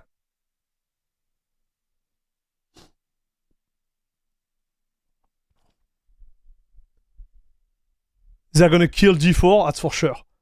Hey streamer, I installed CachyOS on this really old PC yesterday and gaming was so good. Thanks for your guide and hard work. Even played some Path of Exile and it was so smooth. Hey, nice dude. Thanks for watching. Thanks for passing by. Appreciate it, dude. Really appreciate it. I'm gonna stop saying dude, but thank you. Upcoming classes include Duelist, Druid, Huntress, Marauder, Shadow, and Templar. Early access isn't free. That's right. It's not free, but like 6 months to 1 year from now, it's gonna be free, right, Fizzy?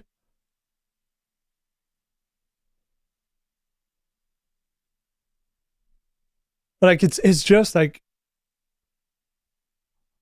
really good. Let's talk about support gems. Path of Exile 2 has a system of support. Before we get into the support gem stuff, you know what I like about those games which are like super complex? There is really two ways you can approach those games, okay? You can install the game, look online, and find a build you like, and just like work towards it, okay? That's a way of doing it. I'm not judging you, like you do whatever you want. It's your time, it's your money, it's your gameplay, it's whatever. But what I think this game might bring to the table is that if you want to go the other way, which is play exactly as you want, like discover the game and try like, you know, like different approach by yourself, this could be insane. Because there is so many possibilities that, you know, like you could like, because I think this is what I like in this game. You see, the last extension of Diablo 4, I didn't go right away for the build. You see, I went there, I look at my skill tree, and I start to build depending on the loot I had and the thing I found. And I think it was really rewarding because it's kind of like an easy approach. And, you know, like it's easy, the access is easy itself. But I think like when you arrive mid-game and late game, you don't have a lot of opportunity to make really something strong. Like you have like one way of doing it, one weapon you're going to be depending on, and this type of stuff. I'm thinking like there is so much complexity that you could find yourself in a really good spot and enjoy the game way longer by just, you know, like testing stuff. You know what I mean?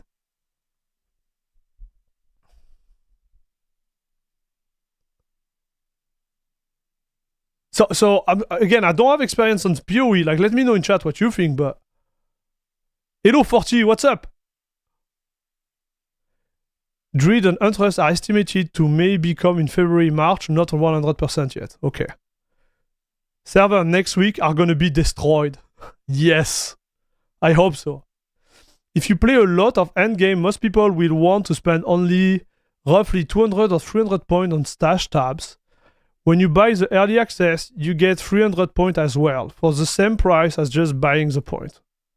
Okay, so I don't know about that, dude. I just bought the game and I was like, let's see, like, I don't know already what I'm gonna get. But really, like, getting early access is gonna give you like the stash space you required in the future. So what you are saying, Patais, is like it's a good thing to buy the early access. So it won't be exactly the same player because the complexity of PoE isn't for everyone.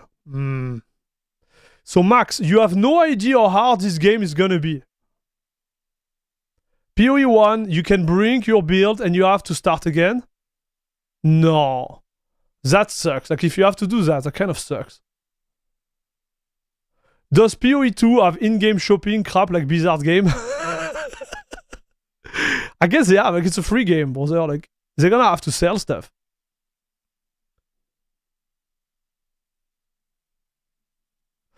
PoE guide videos are so complex, it's a science.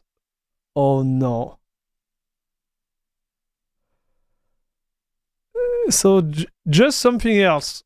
Air Max Season 3 of NBA 2K25 starts today with including EAC, and it works perfectly on Steam with my Solus Proton G. Oh, nice, dude. Good. So that's a good news. It looked like you are going to share a bad news, so it's a good news. Nice. Nice to hear, David. For PoE 1, the shop was almost exclusively cosmetic, beside some very needed stash space, nothing that affected gameplay. Nice. There will be stash sale almost every other weekend. So you can't really break your build, there is a way to respec. Okay.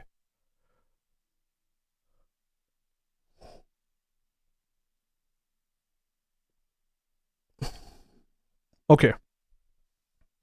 Support gems that can be combined with your active skills to dramatically change the way they work. If you find a support gem, then right-clicking it will open up this screen. Here you will find a variety of recommended support gems for each of your skills that you can pick between. For example, this is a multiple projectiles support gem and can be used to add multiple projectiles to any skill. Normally when you fire a grenade, it'll look like this. But if we add multiple projectiles, then you get 3 of them. Once you have the gem, you can also freely move it between any of the skills on your character. If you want to have a multi-shot sniper rifle instead, then simply move the gem over to your high-velocity round skill. Generally speaking, if it sounds like a support gem should work with a skill, then it will work. So it's a good idea to experiment. Man, again, note that you can only have one of the experimentation phase, in my opinion, is the best phase in this type of game. So you know, we all have different approach of the game. I'm not judging your way of playing or anything, but me, what I like is experimenting. And sometimes you're like, oh, it's not great, but then you start to think about how could I improve that and stuff. I think this is the best part of this type of game. Like the theory crafting, the experimentation. Each support gem on your character, so you'll want to think carefully about which supports can be used best with each skill for maximum damage. Now, if you want to stick to the recommendations, you should have a perfectly good time. But if you want to experiment a bit more, then uncheck that recommended button and you can see the full list of supports that will work with your skill. Bro! Man, okay, this is insane, Chad. This is crazy, Chad. Like, what is this? Are you kidding me, Chad? Are we gonna stop living for this game?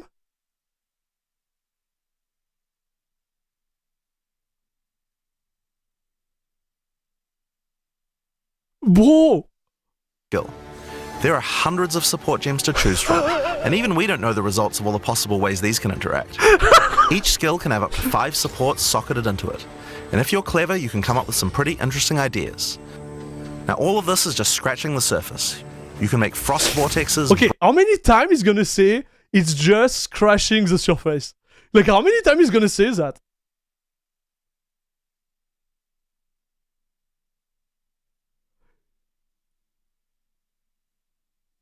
Like, how many times he's gonna say we are just scratching the surface? Break people's armor, make minions explode, make skills repeat, make enemies set each other on fire, cull enemies, or pin them to the ground. Gilbert, what's up, dude? Supports let you drastically change the behavior of your skills and create your own unique build, or at least follow someone's OP build guide.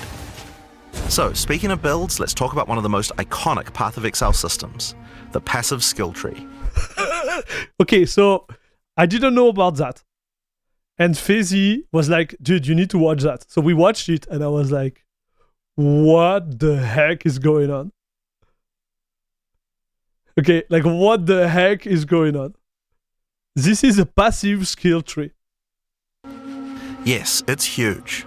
There are over 1,500 nodes. Yes, it's huge. That's what she said. That's what she said, chat. Now, a lot of people open the tree and can get a little intimidated at first, but try not to be scared. There are lots of options, but at its core, it's pretty simple. Each level you get 1 point to put into the tree. Each class starts at a different location, but they all share the same tree. Around your section of the tree, you'll find relevant bonuses for your character. You should be safe in the knowledge that there aren't many wrong choices here. Almost all the starting nodes will be useful for your character in some way. But if you do happen to make a choice you regret, you'll be able to respec any nodes you've taken by spending a little bit of gold. Nice, okay. So you are not stuck there, at least. Which is fine. Now, the tree is generally divided up into clusters which have similar themes. In each cluster you will find small nodes that give simple bonuses like increased damage, but the real power comes from notables. Notables normally have much more interesting bonuses, and they tend to care a lot more about how your build works and what skills you're using. For example, in the mercenary area of the tree, this one gives a 25% chance for crossbow skills to not consume a bolt. Yeah, that's And nice. here's one that gives grenades a chance to blow up a second time. Nice. This one gives a chance for projectiles to rebound off terrain, as well as giving you some pierce chance to make that more likely. Note that even though this is in the mercenary section, this would work with projectiles from all classes, so there are often reasons to go to different areas of the tree. In order to get between these clusters, you will generally have to allocate nodes in the attribute highways. Attribute nodes allow you to pick which attribute you would like to use, so it's very easy to get points for any attribute that your gear might need. You can change which attribute these nodes give you for half price at the respec vendor. In addition to notables, you will also find even larger passives called keystones. Keystones have both an upside and a downside, and often require changing your entire build to design around them. A great example is Giant's Blood, which allows you to wield two-hand weapons in a single hand, but doubles the attribute requirements of them. You can use a two-hand mace with a shield, or even dual wield them. This is good, Chad. Or how about Mind Over Matter, which makes all damage go to your mana pool first before your life pool, but you lose 50% of your mana regen.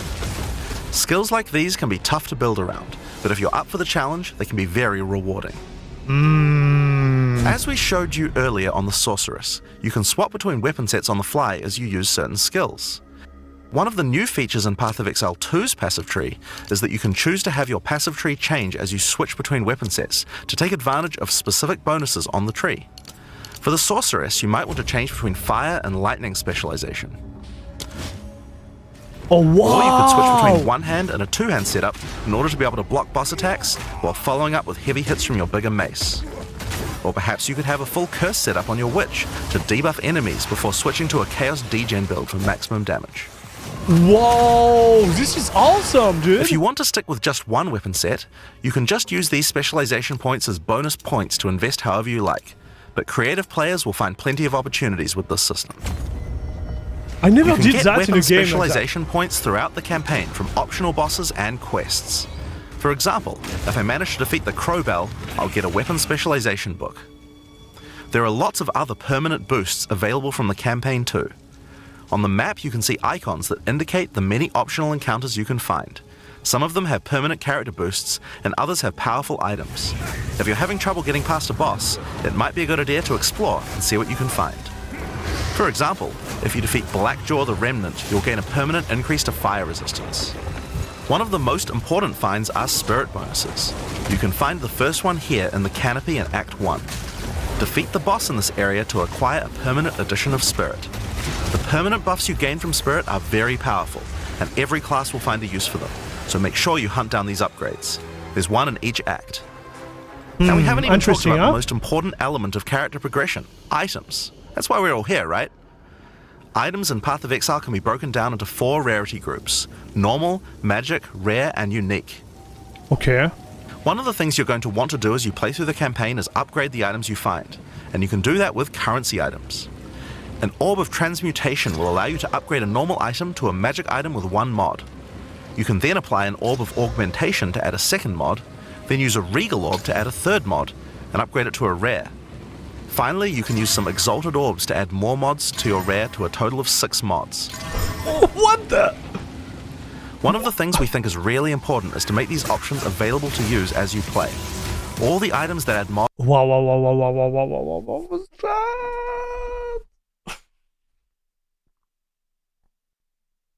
I'm losing my mind, dude. So, all the basic item ready, they might be worth something. Like what it means by just looking at it, it means like all the normal item, they might be an opportunity to upgrade, kind of.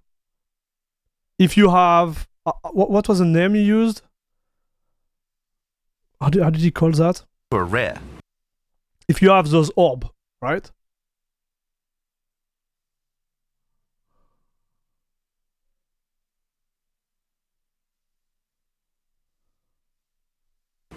Finally, you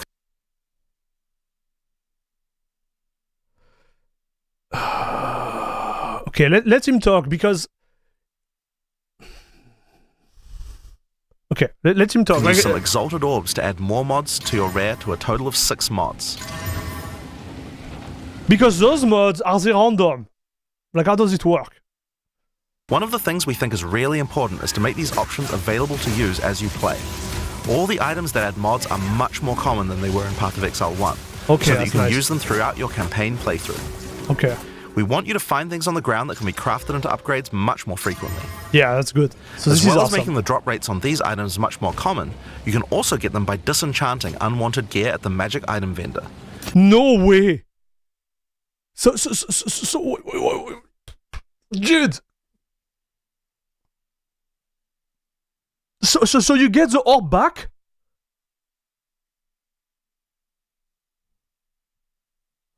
Every item has a bunch of mods that can roll. The orb adds a random one. But you see, you can go to the enchanter and you take off the orb. That means you can re-roll. So what is the limitator there? I guess it's the gold? Salut Shani Helmet. You get a shard back if you disenchant. 1/10. 1/10 of the orb. Okay, now I understand. Got it. Okay, got it.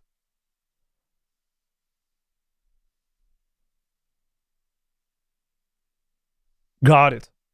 If you disenchant magic items, you can build up to an Orb of Transmutation, and by disenchanting rares, you can build up to Regal Orbs. Another important area of... Oh, this is so good! Man, this is so smart! On the normal item, you can still... even the trash has value now. Because you can create orb out of the trash. I like that. This is so good. I like this. Can he make kind of like everything valuable. This is so good, dude. Like, this is smart. I like it. crafting items in PoE 2 is sockets. Some items you find will have sockets that can have Ezomite runes placed in them that add more mods to the item. If I insert this glacial rune into my helmet, it will give extra cold resistance. This is a great way to solve problems that you have with your build, like resistances or damage. Okay. If you find socketed items that you don't have a use for, you can take them to the salvage bench in town to work towards an artificer's orb. This will allow you to add sockets to your existing items. Okay, wait. Socketed items that you don't have a use for. So salvage equipment item with quality or socket for quality currency artifact shard. You can take them to the salvage bench in town to work towards an artificer's orb. This will allow you to add sockets to your existing items. Okay, Body armors and two-hand weapons can have up to 2 sockets, while the rest of your armor and one-hand weapons can only have 1 socket. You can also salvage items with quality to create items like armor scraps or whetstones. These will allow you to increase the quality of your items for an up to 20% boost. If you don't want to disenchant or salvage your items, you can always sell them for gold. Gold can be used to buy items from vendors, and we've tried to do a lot to make sure that the items they have for sale are actually useful. Nice. Every time you level up, they get more stock, so make sure to check back often. Other vendors offer a gamble. Pay a flat amount of gold and you'll get a random item of a specific type. This could be a great way to improve your gear, if you're lucky.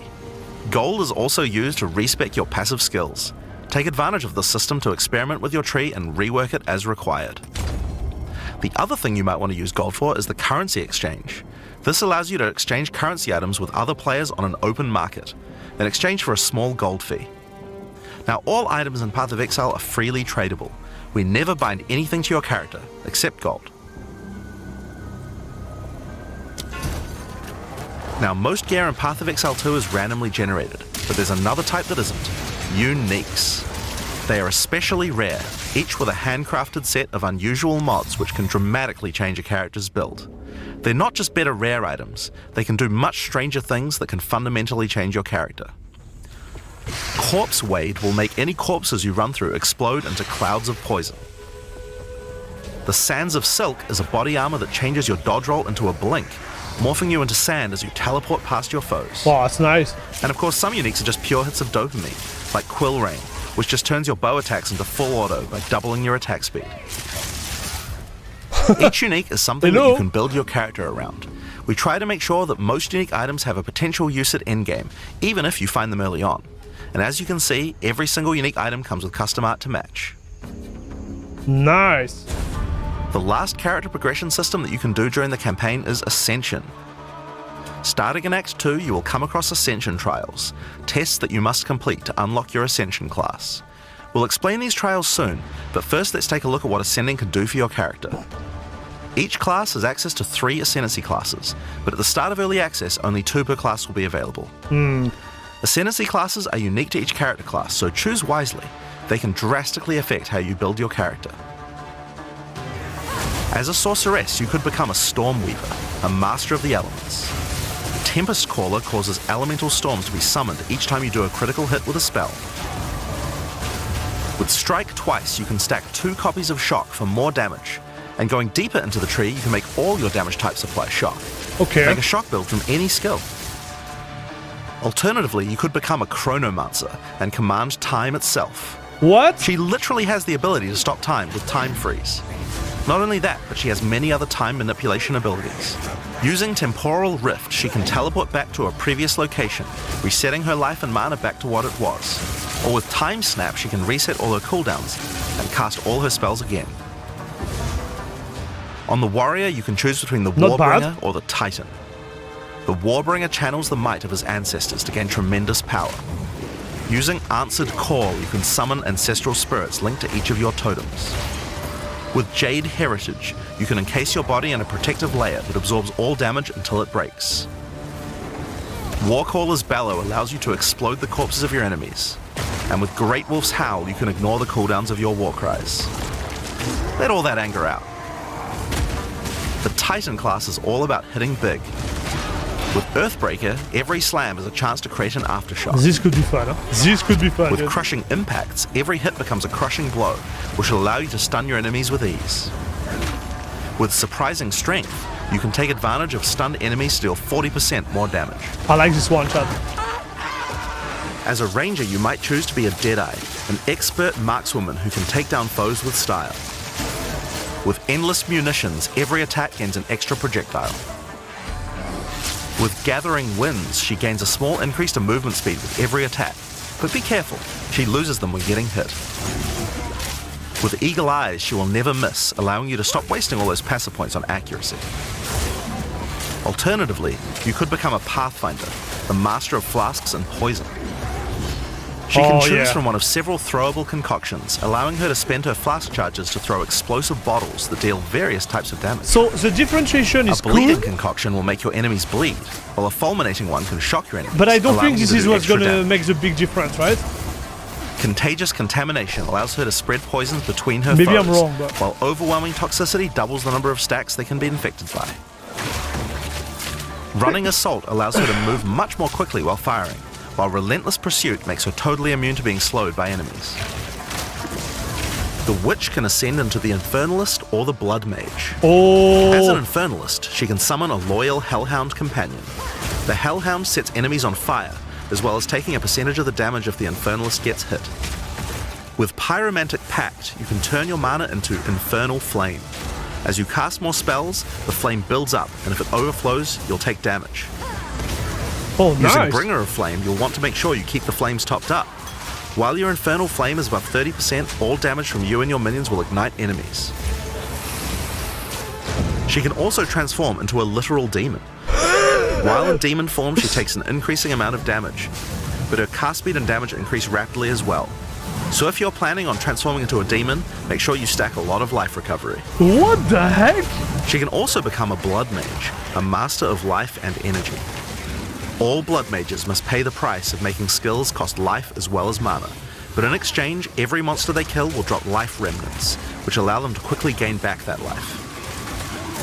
With Crimson Power, she can gain large amounts of extra life, and with Vitality Siphon, she can use her spells to leech life back as well. It's a big change. It changed the gameplay overall. Once you've got a significant amount of life, you can use Gore Spike to make your critical hits deal incredible amounts of damage.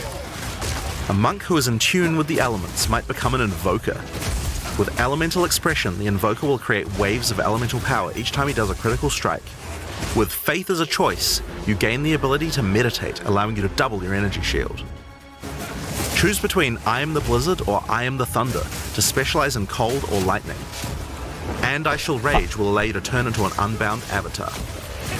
Each time you apply a status ailment to an enemy, you gain Unbound Fury. When you have enough, transform into an avatar to deal way more damage and inflict even more elemental ailments. Some monks choose to reach into the darkness instead. The Acolyte of Chayula can exchange their mastery of spirit for darkness, a resource that can be utilized to both absorb and deal damage. The Shroud of Darkness will protect you from all damage incoming, but if you take Grasp of the Void, you will deal extra chaos damage from all the darkness you have. Their Dark Pact offers greatly increased resistances to chaos damage and can allow their mana leech to not only happen instantly, but apply to their energy shield as well. Another node you can take is Waking Dream, which allows you to see into the domain of the Breach Demons. There you will see the Flames of Chayula that can be taken to gain life, mana, and damage. The Mercenary has a job to do, but which job suits you? Okay, like I agree, like you were right. So, those Ascendancies are big, I agree. I didn't see it from the first character, because I was like, yeah, it's okay, but it doesn't change everything. But you can tell, it does change everything.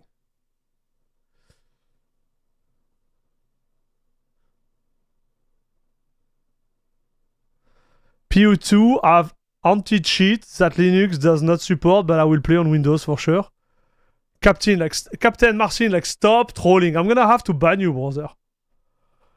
I'm gonna have to ban you. You are trolling too much. We had a dev of Proton on the channel just before who validates the fact that the game is gonna be 100% compatible with Linux day one. How do you feel about that, broski?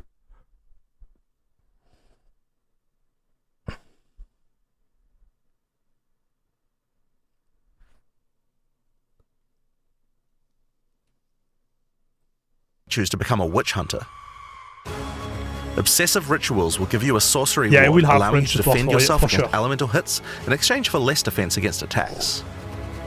With Zealous Inquisition, your enemies have a 10% chance to explode on death. The chance is doubled against demons and undead. What's new? With Judge, Jury, and Executioner, your initial hit against enemies can deal up to 30% of their life and damage, if you're lucky. This is great for hunting powerful bosses. And with Witchbane, you can break your enemy's concentration, preventing them from casting spells as often as they would usually do. You could also choose to become a Gemling Legionnaire, enhancing your abilities by embedding gems directly in your flesh. Integrated Efficiency will give you extra skill slots. Thermatological Infusion gives you extra maximum resistances as you sock up more and more support gems. Adaptive Capability allows you to use any color of gem without worrying about attributes, while Crystalline Potential adds extra quality bonuses to every gem socketed into your character.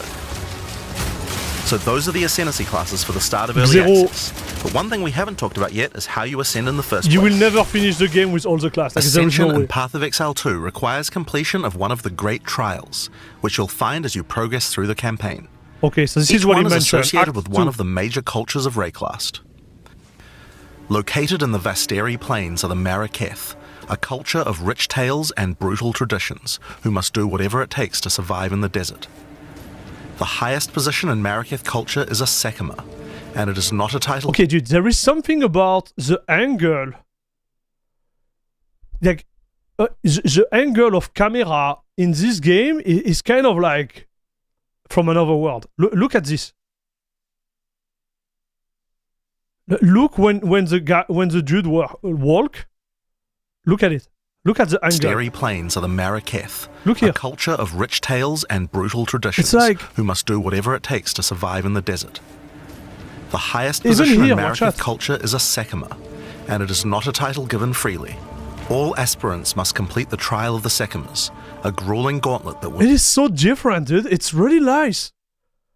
You can feel it. I don't know if you felt it, but like I'm like something is different, and I just noticed. There is really something different. It kind of like look like a drone view, you know, compared to what we are used to already. Air Max, on the paper, it seems the same level or better than Diablo 4. Orthographic view, like is this real, Longvon?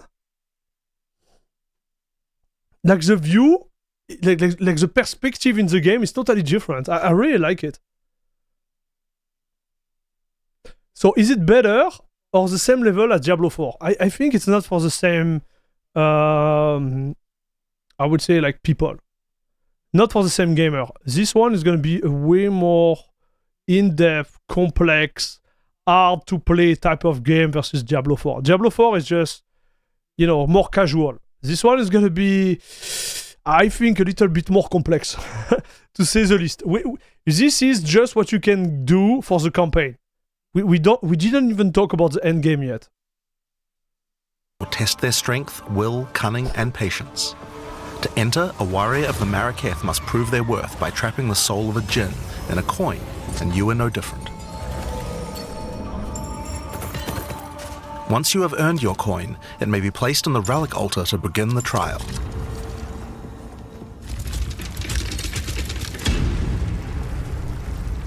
In the Trial of the Sekimas, each room has its own challenges to overcome. In this room, each rare monster you kill will send its blood to the chalice in the center of the room. Once the chalice is filled, you will be able to proceed. While fighting monsters in the trial, you will need to be very careful. Each hit will not only hurt you, but will damage your honor. The monsters are well telegraphed, so that you can avoid their attacks, but if you run out of honor, you will fail the trial and need to find another coin in order to try again. It is a good idea to make sure that you are well prepared before challenging the Trial of the Sekimas. After each room, you will be rewarded. In this case, you have been given a key that can be used to unlock chests later in the trial. Once you have claimed your reward, you will be shown a map of the rest of the floor and may choose how you wish to proceed. Which challenges would you like to face, and which rewards do you want to claim? Dude. Some rooms are more dangerous, afflicting you with debuffs that will persist for the entire trial. For example, entering this room will afflict you with spiked shell that will cause all monsters in the rest of the trial to have 50% increased life. You will want to take care if you choose such a path. There are many different challenges and rewards as you journey through the trial. Deadly traps, waves of monsters, and strange artifacts will test your honor. As you progress, you'll be able to gain boons from the djinn, which will help you on your journey. For example, the Sekima's cloak will revive you once if you die, giving you a second shot at a run. One of the rewards you may find is sacred water, an extremely valuable and treasured resource to the djinn and the Maraketh. Trading it with the djinn will allow you to receive many benefits. You can recover honor, gain additional boons, or remove afflictions. At the end of the floor, you'll find a powerful boss which will truly test your limitations. In order to ascend, you will need to defeat him. Man, this is scary, chat. It looks like this game is gonna be a rough one. Having defeated the boss, you've earned the right to ascend. But first, the loot. The keys you have found may be used to open the various treasures in the vault at the end of the floor. We only have a single bronze key, so we'll just have to open one of these small chests. If you want to open the better ones, you'll need silver or gold keys. Let's use the Altar of Ascendancy. Your first ascension will allow you to pick your class and grant you 2 points to use in the tree. Now there are more floors and many more rewards that can be found within the Trial of the Sekimas, but we'll save that for the section on the endgame. For now, let's talk about the second Ascendancy trial, the Trial of Chaos. In Path of Exile 2, you can choose whichever trial you like to earn your ascension. Each culture on Rayclast had their own methods to ascend. If the Trial of the Sekimers is not your kind of playstyle, or you're finding it too difficult, you could try another. You can gain all your ascension points from just one, This or is mix and match insanity, them. chat. It's up to you. For early access, we will have 2 trials as options, with a 3rd trial coming later for the full release. While exploring the Vaal jungle, you'll discover the Temple of Chaos. Before the Vaal embraced the science of corruption, their civilization worshipped chaos. This ancient trial was once used by the Vaal to test their high priests. A high priest of the Vaal must show willingness to risk everything to gain power. Entry to the trial requires a token from a strange entity known only as the Trial Master. For those in which he sees potential, he shall inscribe an ultimatum. Many have attempted these trials in search of greatness. Most have perished. Will you be able to defy the odds? Yes. Before you begin each chamber, the Trial Master will offer you a reward and a choice. Choose one of 3 tribulations to affect you through the rest of the trial. These modifiers might beef up the monsters, curse the player, or add environmental hazards like turrets or trap runes. In this case, we will be picking shocking turrets. Am I getting early access? Yes, I do. As you enter the room, the Trial Master will fill it with hazards to test your commitment. We're In going to this be case, playing you must day destroy one, chat. all the monsters that fill the room, while dealing with the lightning projectiles from the shocking turrets. Are you? That's a real question. Are you going to get the early access?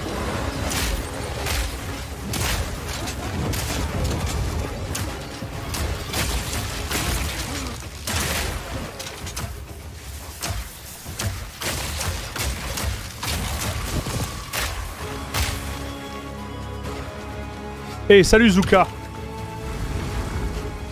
Anyone else After each thinking room, you'll minions need look to make cool? a They look choice. awesome. Take the rewards you have earned so far, or go double or nothing.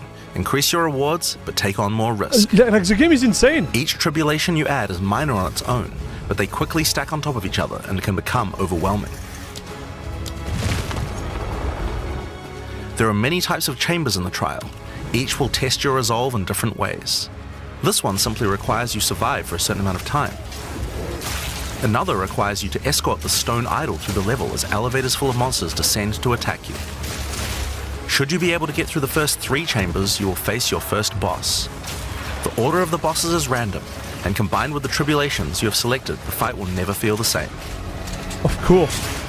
After defeating the boss, you may claim your rewards. Of course there are the items, but you also gain the right to ascend. If you already did the Trial of the Sekimers, then you can claim 2 more points to add to your Ascendancy class. Oh, Now it's possible to got go it. much deeper. There are more bosses, rewards, and risks to take. So We'll this talk more is about that how when we you get to ascend, Endgame. chat. Now I understand everything. So how about we talk about that now? So far, we've only been showing Okay, you footage from the chat. campaign. Chat. This was just the campaign. Dude, I think I'm losing my mind. This is insane. Okay, Frank just bought the game. Ratsa still waiting for his PC. Salience got it. Fazy, I know he got it.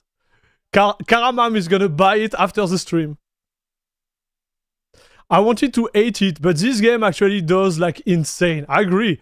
And I'm not really one to like to get excited about stuff. Same. I'm excited about stuff. No, I can get hyped pretty easily. Problem with getting hyped is like sometimes you get disappointed, right? So they need to deliver. Pumped to hear you're gonna be playing it. I'm very hyped for this game. Okay, so Osrix is also into it. Dude. Xero bought it. Dude, everybody bought this game.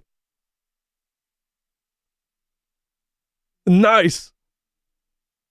So the game looks amazing, but I just don't want to drop cash on it just to be in queue the whole time when I can just wait for the free-to-play. Man, the queue issue is gonna be maybe for 1 or 2 days, I think. After it's gonna be after it's gonna be okay, chat.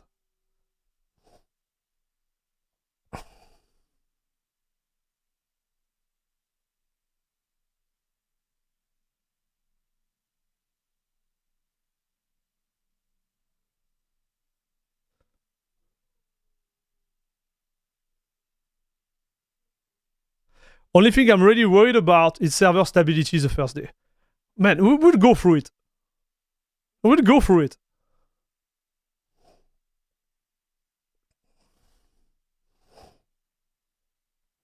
So PoE2 on Twitch has more views than Diablo. Yeah, it's because of the hype. You know, those games, they tend to be really hyped, and then people are playing it, and then the view on Twitch just drop down. I don't believe, like, Twitch viewership is a good, how to say, it's a good, you know, it's a good way of looking how this game, like, it's a good metric. Yeah, thank you. It's a good metric to understand, like, how successful the game is gonna be. Thank you for helping me, chat. Indicator, yes, thanks, guys. You're the best. Thanks for backing me up. GGG is very good about dealing with server issue pretty quickly if they have them. Also, early access is a minimum of 6 months, but they say it could be up to a year. True. Like, the money, you're gonna have to spend it. If I understand well, the money you're gonna spend there, you're gonna have to spend it in stash anyways. So, what you're gonna lose is maybe like 2 days, which is fine. It's just my 2 cents, chat. It's just my 2 cents. Guys, I'm gonna get a new coffee. Like, my brain is actually hurting right now. So I think I'm gonna get a coffee and we're gonna continue this stream, chat. Can I take a 5-minute break? Can I take a 5-minute break, chat? I can take a 5-minute break and you could watch some of my best clip when I was twitching, chat. Okay, I will be right back. Easy, baby. Easy. Let's go, papa! Yes! Guys, what do you think this is? What a shot. There? I don't know what is the word in English. It's a scooter. It's a... Hey! Hello, guys. Oh my god, this is insane. Dude, this is insane. What is going on, dude? Man, this is so cool. This is really, really cool. Okay, so... We saw the back of your shirt, I think. Yeah, yeah. Are you ready? Yeah. Get him.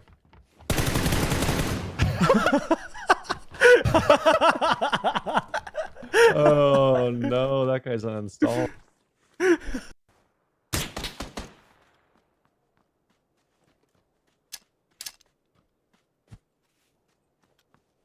Good.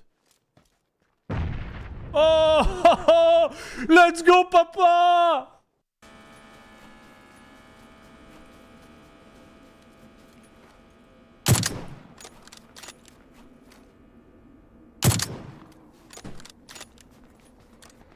Boom! Wrecked. Easy.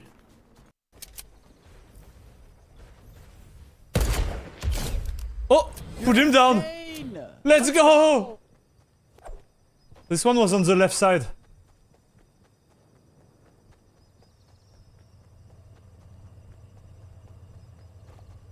This one is carrying him! Insane. Allez! Let's go! Both dead! Someone on me? On me? Okay, I'm not with you. Shoot on sight. No, that's me, it's Oh! me. I thought you were still on the hill. Oh my god, did he kill you? That's my fault. I'm not with you, shoot on sight. You're still up on the rocks. Oh, dude! That's totally my fault, Max. That is not your fault at all. Come on. I killed him. You're fucking useless.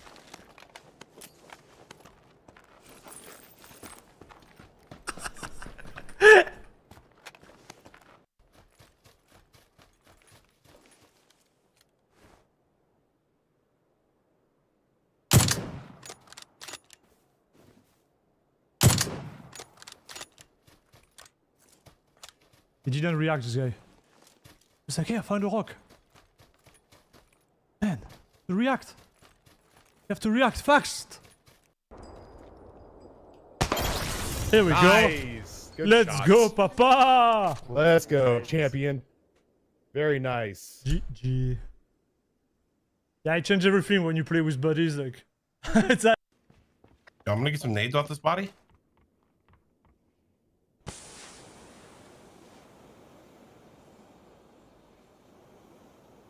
Never mind, he didn't have any.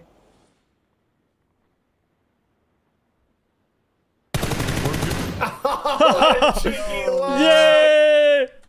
Oh, this guy is upset, dude. Good job, guys. Yay! I took the bot. Alright, I'm back, chat. I'm back. Sorry about this.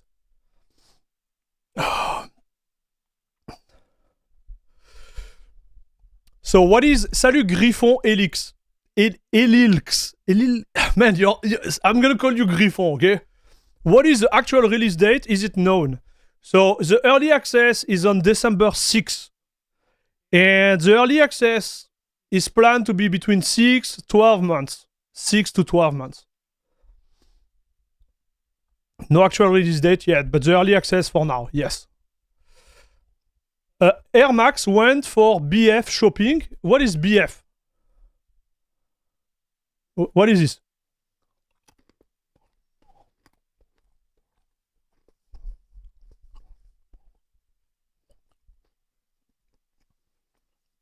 Okay, let's see the game structure. Because as I mentioned, this is just the campaign. All we watch here is like class, campaign, specialization, they call ascendancies for each class. And then I guess we're gonna have the end game. Full release 6th of December 2025. It should be, I guess. But the early access is 6th of December 2024. Oh, it's half the campaign. Okay, yes, because you're right. It was Act 2, Fizzy. You're right. So I guess they have like 4 acts. So how about we talk about that now? Okay, let's jump into it, chat. So far, we've only been showing you footage from the campaign, but some people would argue that the endgame is where the game truly begins. Yes. Something that happens almost every time a new action RPG launches is people saying, there isn't enough endgame content.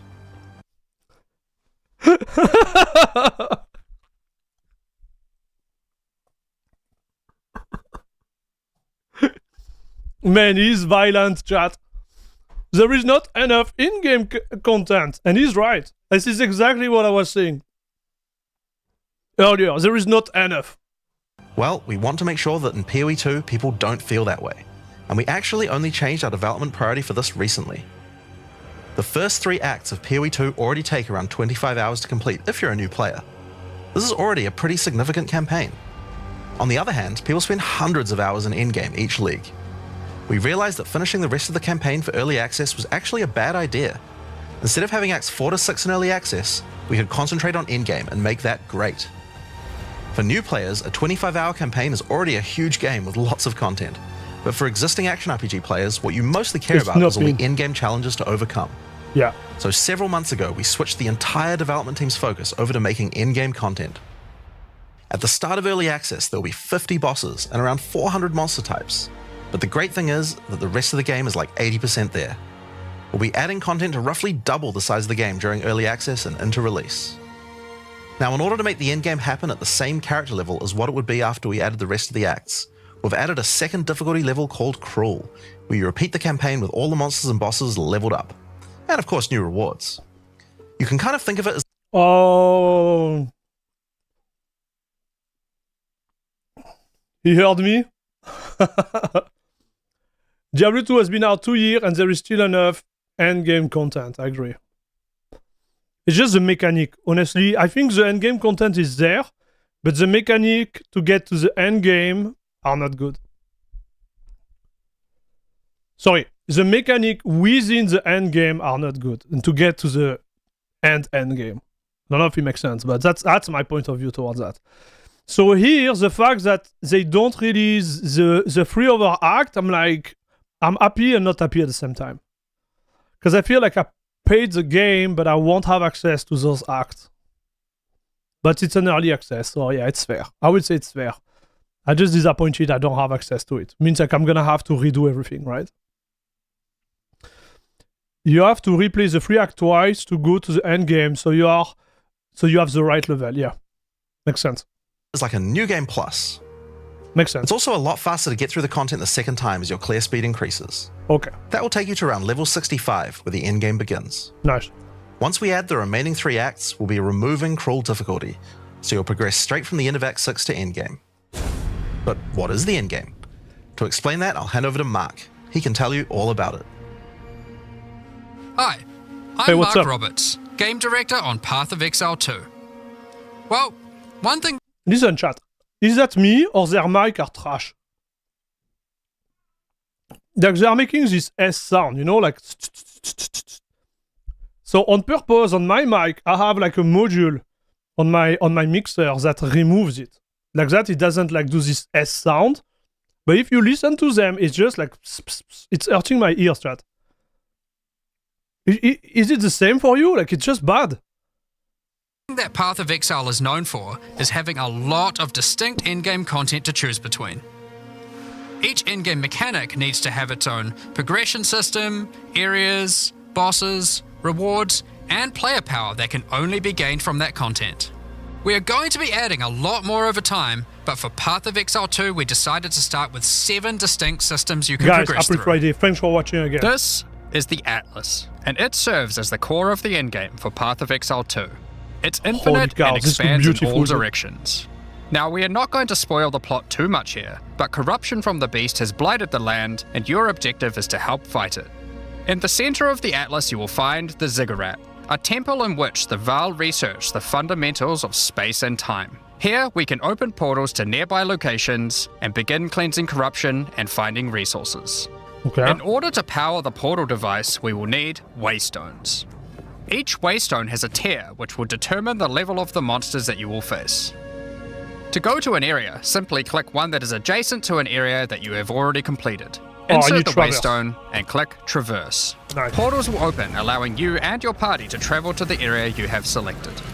All the areas in the endgame feel distinct from the locations in the campaign, and we have dialed the randomization up to 11. Man, the this monster build packs looks you will face awesome, in chat. each map are totally random, and the combination of them can lead to some very interesting combat situations. There are over 400 monster types in early access, and they have a lot of varied and interesting abilities.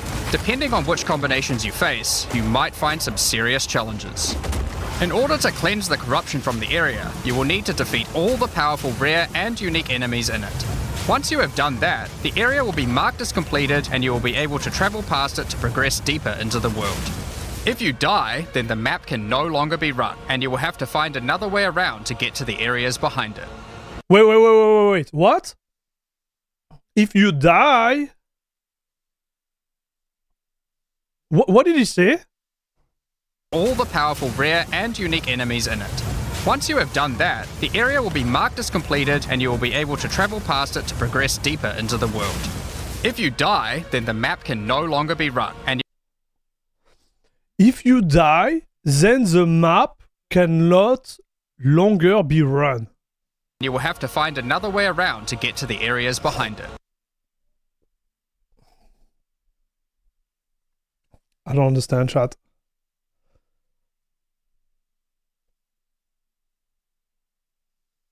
Like, I don't understand. So I'm here, okay? And I went there, but I died. So I can't go there anymore? Which means, like, if I want to reach this point, I'm going to have to go all the way around?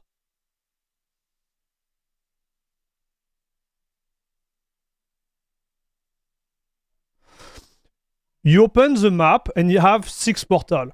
If you die, you lose a portal. Once all 6 portals have been used, the map is closed.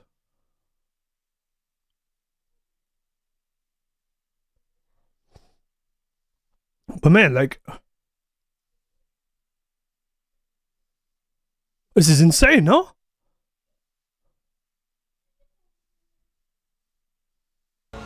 There are also all kinds of other random encounters you might run into as you play maps. One such encounter are precursor artifacts. These are ancient, corrupting monuments that irradiate the monsters around them. The monsters that feed off the corruption are drawn to their power.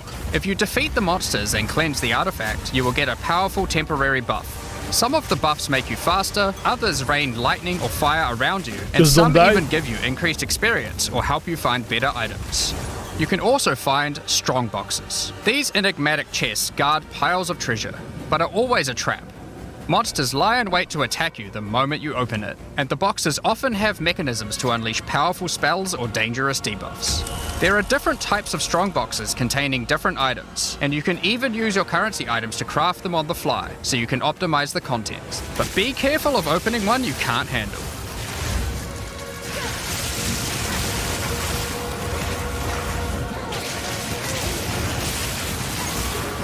Sometimes you'll discover monsters frozen in essences, solidified crystalline corruption. These dangerous monsters can be broken free. If you defeat them, the essence they drop can be used to upgrade normal items to magic items with a guaranteed mod from a category. Nice. For example, we could use this one on some boots to ensure a movement speed mod. Oh, got it. Okay, that's Rarely, cool. essences will also drop that allow you to upgrade magics to rares, adding the guaranteed mod.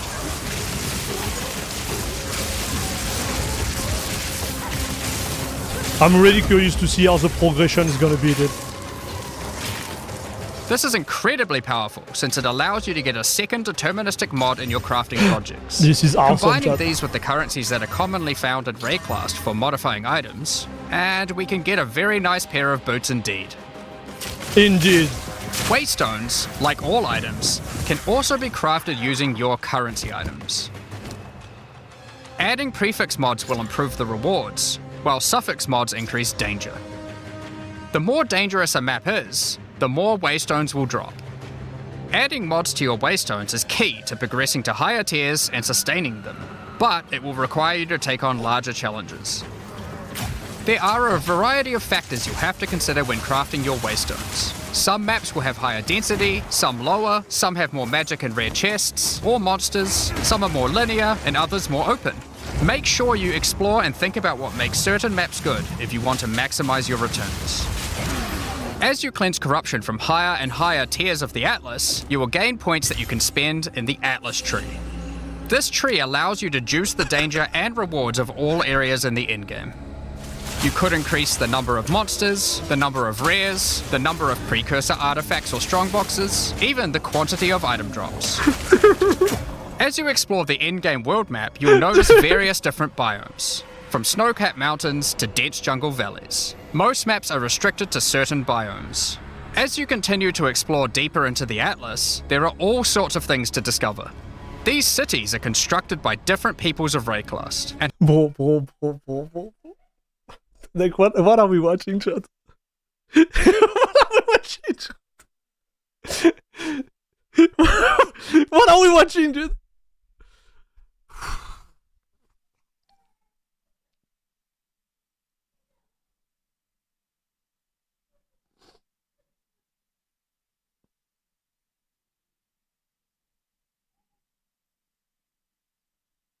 So, wait. So, FaZe is telling us that this map is infinite.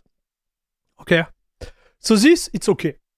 But then you can see that you have this tree behind this end game in which you can decide what type of, like, flavor all of these instances are going to be. And on top of that, within the instance, you have like specific events which gonna impact the way the instance is gonna go. I'm like, bro, like, guys, do you realize? Like, do you realize where we are at?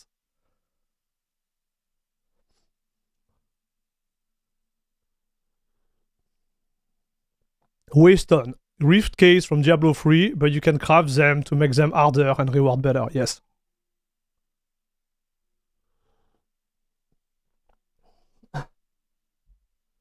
This is so intense.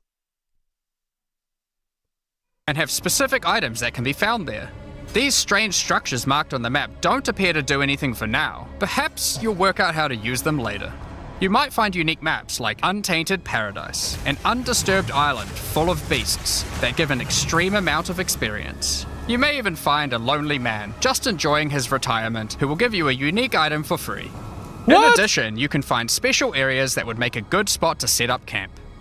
Clear these areas of their hostile inhabitants, and you'll be able to claim them as your own hideout. You can decorate your hideout as you see fit and invite various NPCs to join you there to create your own personal base of operations. Oh, nice! You can have your own hideout? A great tool for exploration are towers. These mysterious precursor constructs are dotted around the Atlas. Completing the tower will reveal a large area around it, allowing you to scout out your next challenge. There are lots of things to find, so keep looking.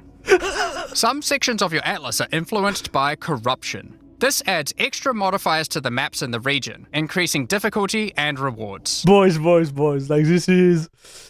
Like dude, like this is... I'm melting in my chair right now. I'm like, what are we watching, chat? Like, what are we watching? Dr. Mioster, what's up? I literally can't wait for this game, man.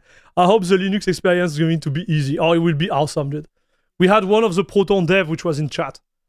And he said, don't worry, it's going to be working day one, Steam Deck. So you're going to be flying. You're going to be flying on this game, chat. Is my mind going to ascend? Right now it's just descending, dude. You could have your own hideout with NPC in PoE 1, and it was fun making your own little home in the game. That's cool. This is cool, chat. Here, slaying monsters in close proximity to each other will cause the vestiges of corruption within them to merge together, forming powerful and grotesque abominations. You may have noticed while looking at the Atlas that some of the areas have these icons above them. The icon indicates that the area contains some kind of special encounter. This icon indicates that the area has a powerful boss. Because only 1 in 4 maps contain a map boss, we are able to make them very powerful and very rewarding. These bosses come from the campaign, but have had their difficulty increased with changes to AI and some of their abilities. It's worth noting that because you can see where the bosses are, you can choose to take them on or avoid them. If you do choose to hunt bosses though, then you will be rewarded with special points for the boss hunting section of the Atlas skill tree. The points here will allow you to specialize in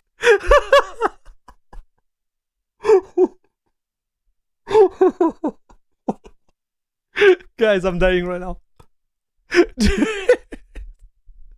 Bro, so now they had another tree.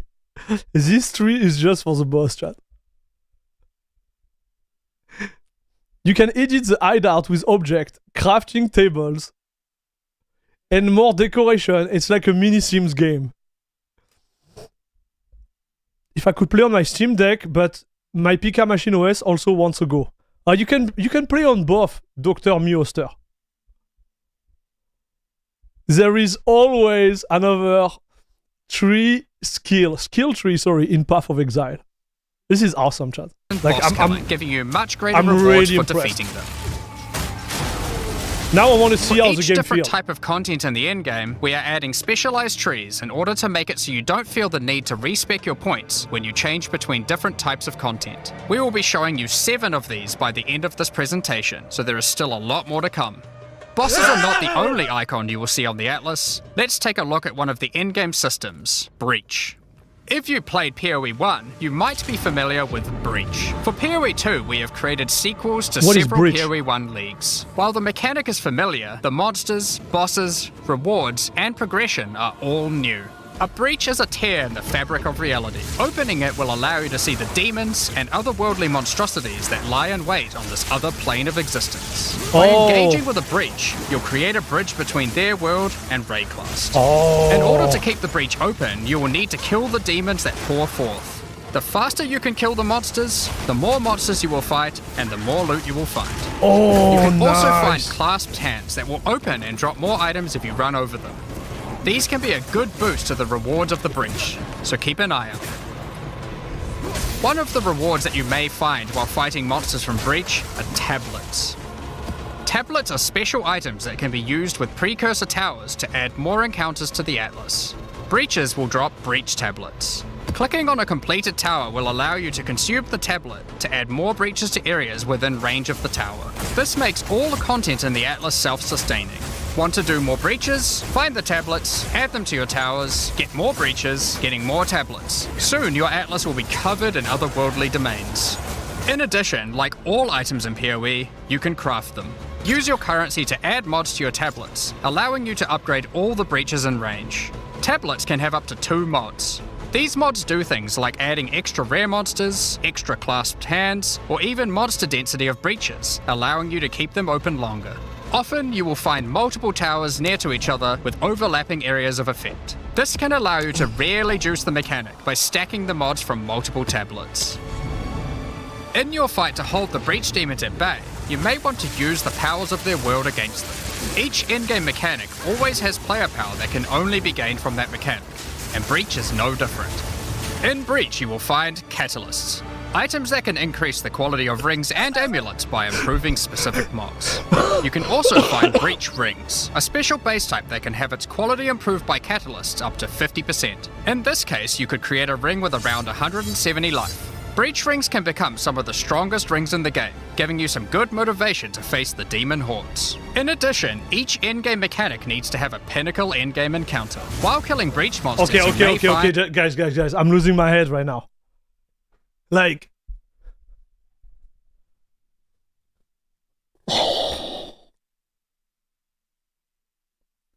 So, you arrive to the end game, you arrive on this big map. Okay? Kill the guy, make your path towards there. You have a tree for the endgame map.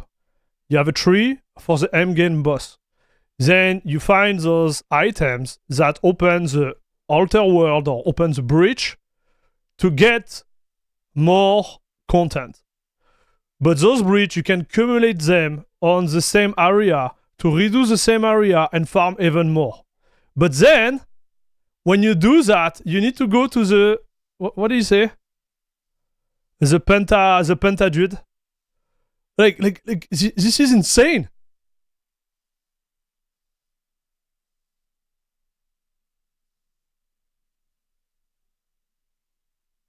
In PoE, everything get a tree, everything get a boss, every boss gets a bigger boss. This is insane, dude. What class am I going to get? I think I'm gonna go Sorceress. It's gonna be whether like Barbarian or Sorceress. I don't want to do Monk because I've been doing like the Spiritborn for like 150, 200 hours. I don't want to do that again. I want like a, you know, like a Sorceress type of approach, you know? Like zone, positioning, good item. That's what I would like to get right now. Some of the strongest rings in the game, giving you some good motivation to face the demon hordes. In addition, each endgame mechanic needs to have a Pinnacle endgame encounter. While killing breach monsters, you may find breach splinters. Collect enough of these and you'll be able to create a breach stone. Using a Vaal technology called the Realm Gate, you can use your breach stone to access their domain and bring the fight to them. In this twisted domain, you will find nothing but a single massive breach. Triggering it will reveal hordes of breach inhabitants.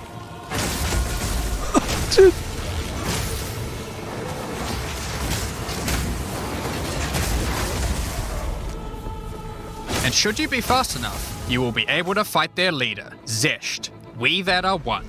Oh, that's the guy. That's the guy we saw in the trailer chat.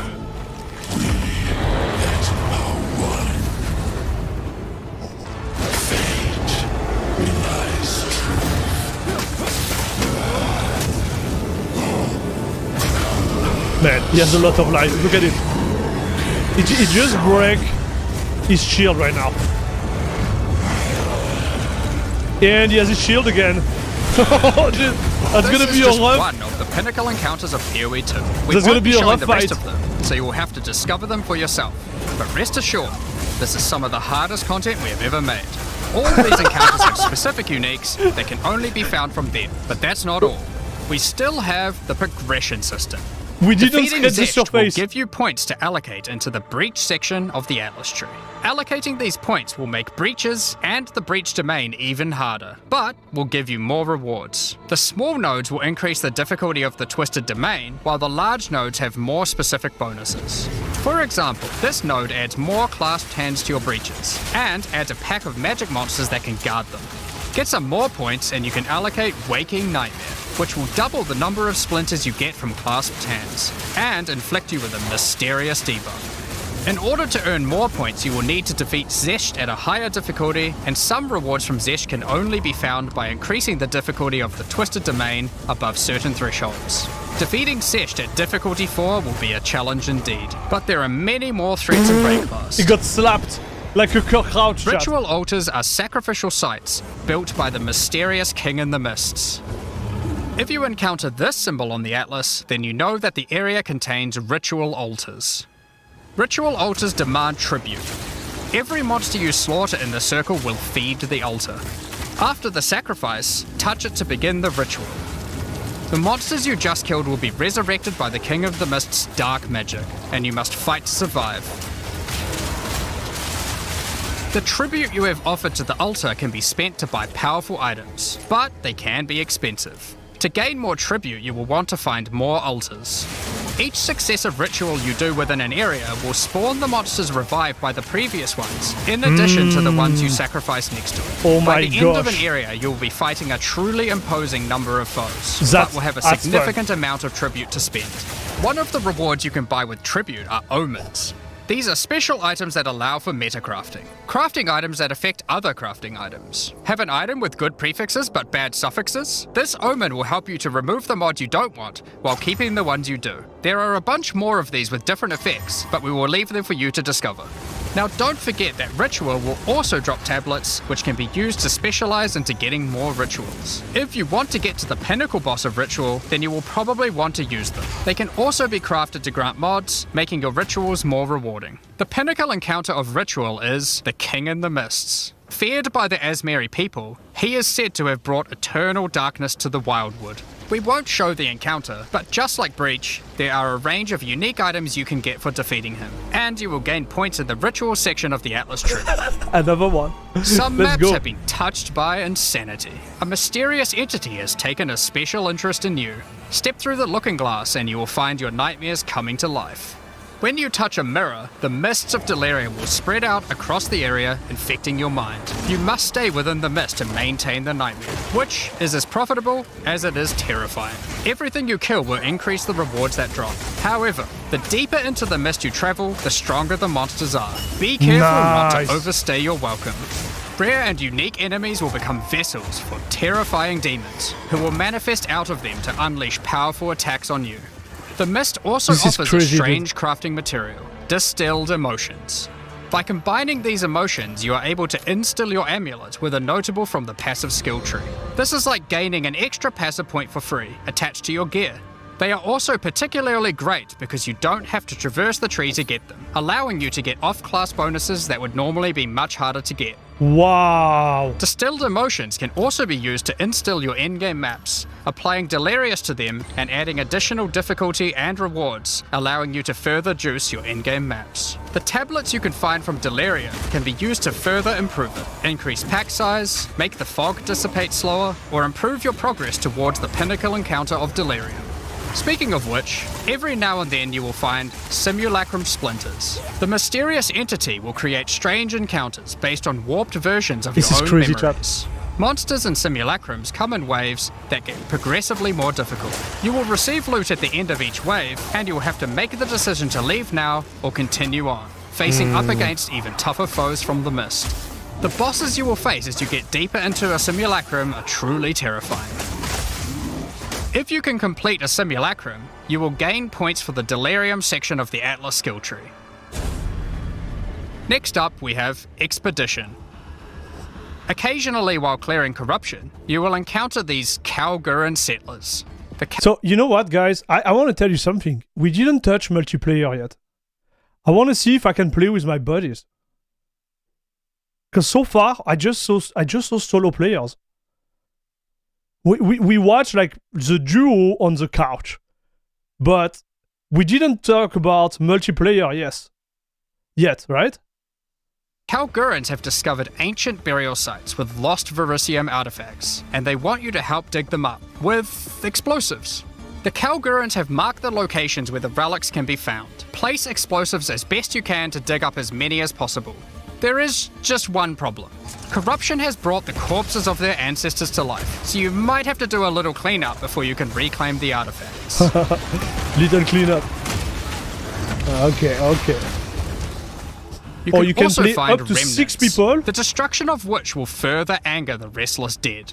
Each one you blow up will make the subsequent monsters more powerful, Welcome to the but also more PoE rewarding. rabbit hole. Man. Danig, Rog, This is Tujin, bad, and chat. Gwenin will exchange the artifacts for useful items and runic magic. You can also find tablets to increase the number of expeditions and the rewards. This one increases the radius of explosives, while this one increases the number of remnants you will find. Eventually, you might discover a logbook. These are special maps full of buried treasure and relics, essentially one giant dig site.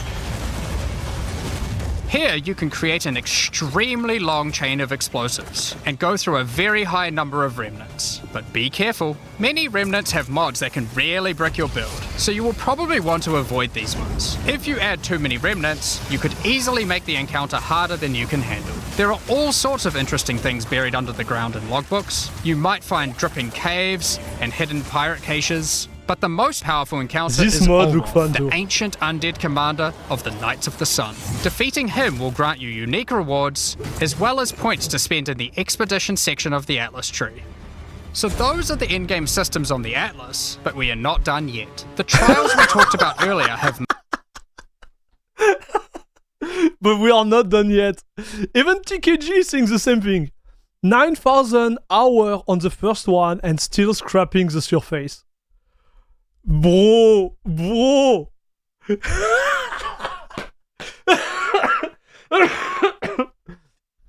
Holy cow. What did I do? Chat?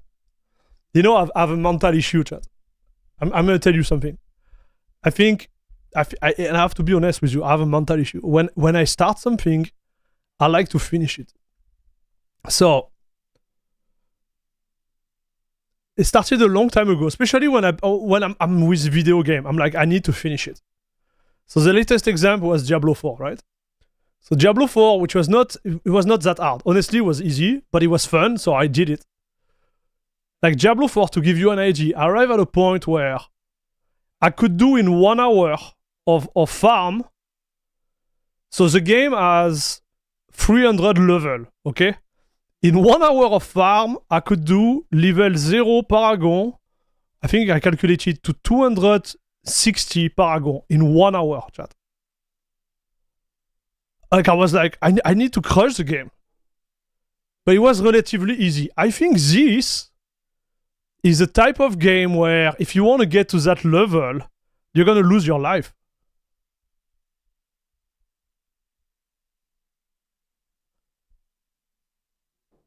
But wait, there is more. Yes. I'm too old for this. KP want to pass right away. He's like, I'm out. I don't want to go there. You talk about the pleasure of the experimentation phase. Thing is, on PoE, the experimentation phase never ends. Yeah, that's what I can see here. It's like it never ends. It's just like you finish one of those like level, like you know, the ritual, the delirium, the breach, or whatever. Then you have another one. But I can see the link. I can see how in the ritual you can open like other source of your tree that might bring you back to another one, because now you can exploit what you open in the third one, for example. So I see the synergy, the correlation, and where it never ends. Because just completing them, it won't be enough. Because when we finish one, it kind of like add complexity to the previous one and the other one. Like it's like you never end, dude. Don't go into PoE thinking you will finish it. You have to set your own goals.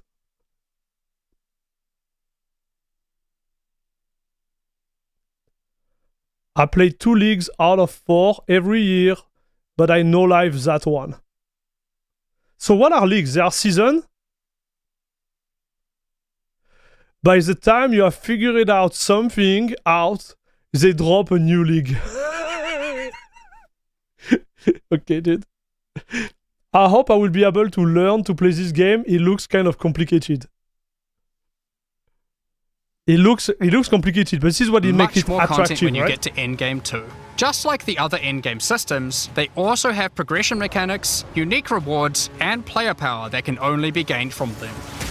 As you get higher level coins for the Trial of the Sycamores, you will unlock more floors to explore. Each floor has its own challenging rooms and a floor boss that you will need to kill. Man, this boss looks awesome. There are 4 floors in total, leading to another Pinnacle boss at the end of the last floor, which can only be accessed at Endgame. The Trial of the Sycamores is where you'll find jewels, which you can socket into your tree. These are like passives that you can craft with your currency items. They can be really powerful as they allow you to stack modifiers that may not be easily accessible on the tree normally. This jewel gives lightning damage and shock chance, for example. There are quite a few jewel sockets on the tree, so it's possible to gain a lot of power here. There are also other types of jewels that don't provide any bonuses themselves, but affect other passives surrounding them. This jewel increases the effect of small nodes and radius by 25%. With careful placement in the tree, you could get a significant amount of power from it. There are also unique jewels available with very interesting effects, but you will have to find those for yourself. This is In insane. order to push further into the trial and uncover the secrets of the Maraketh, you will want to take advantage of its progression system, relics. Relics are items that can be placed in the relic altar as you start the trial. They give special bonuses that affect the trial, making it easier and increasing its rewards. Of course, you can craft these with your currency items, making No them even. way! Like you can craft the item before pulling in the event, dude.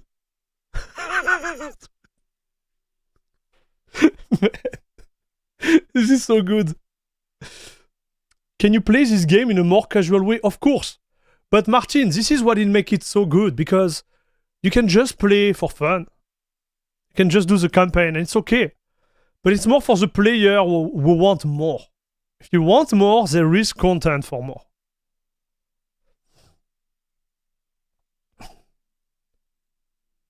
Yeah, you see, just play the campaign and explore at your own pace, exactly. You don't have to do everything. Most of players choose like a goal, like min-maxing a build, and doing it like 1 month, and they done, they quit until the next league. Yeah, makes sense. It's all about choosing a goal and completing it. So leagues are season, but they're adding more mechanics to the game for 4 months. Some ending up added to the core. The realm are separate from the core, so everyone starts from scratch. Okay, so let me reread and try to understand. Leagues are season, okay, but they are adding more mechanic to the game for around like 4 months. Some ending up added to the core. Okay, now I get it. The realm are separate from the core, so everyone starts from scratch. Okay, yeah, makes sense. So yes, you set your own goals. If you want to beat the campaign, then just do that. If you want to do certain endgame mechanic, then do that, etc. You set your own goal for each new league. Yes. Stronger. If you can complete the entire trial overcoming all 4 floors, the final boss will reward you with one of many unique relics. These relics will be consumed when used on your next run, but can reward you with unique and powerful items. For example, this is the Last Flame. If you use it, you will have only 1 honor for the entire trial, so you will need to do a completely hitless run. The Trial of Chaos also extends into the endgame. As you gain inscribed ultimatums of higher and higher levels, the number of chambers that you can go through increases.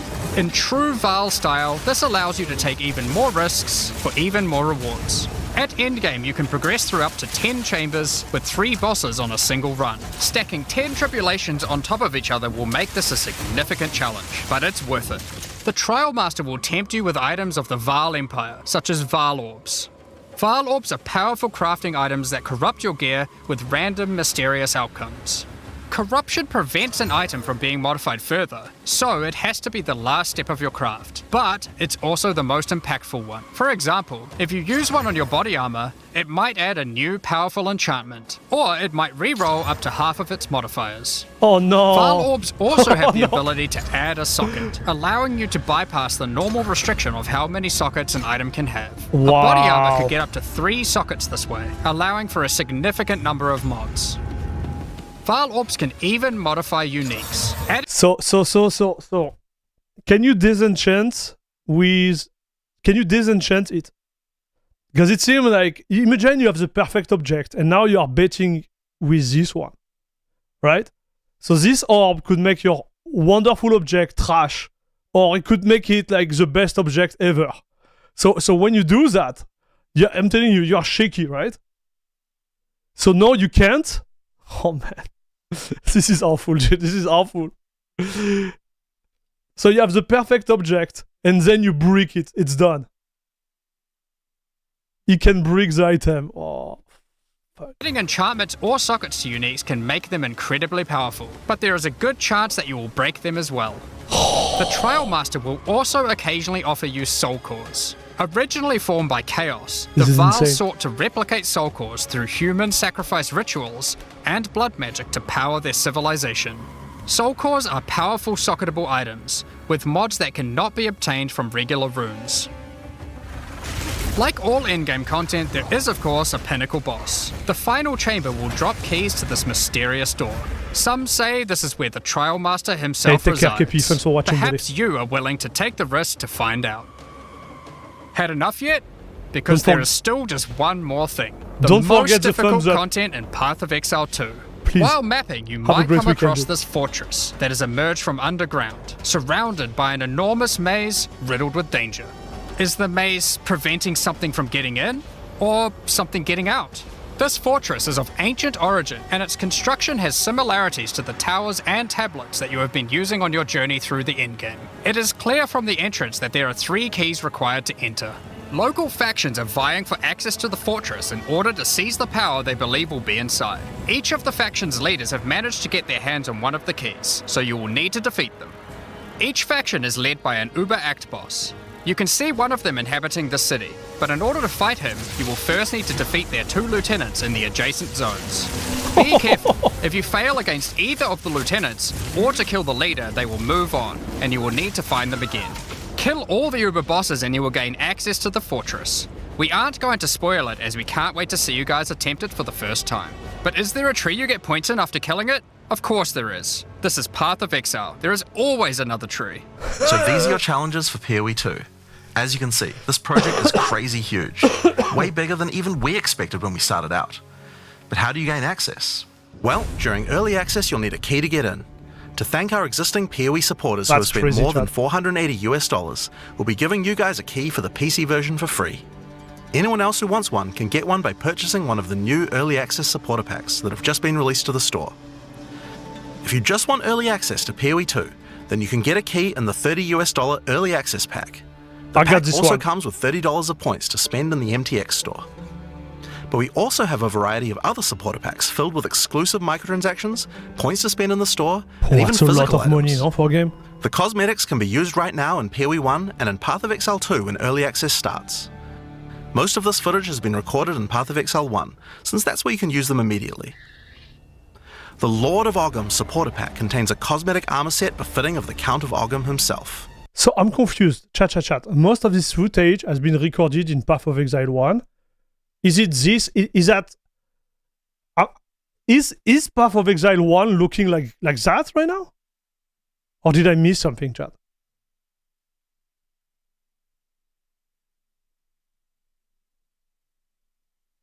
Or it's just for this? Oh, this is all PO2, okay. Okay, so it's just the cosmetic showcasing. Okay, got it, chat. Okay. Because it kind of gets me confused there. Okay, thank you guys, thank you. So this one here. Got it. Okay, just for the cosmetic. There is a lot of old stuff in PoE 1 that look bad, and some new stuff that look really good.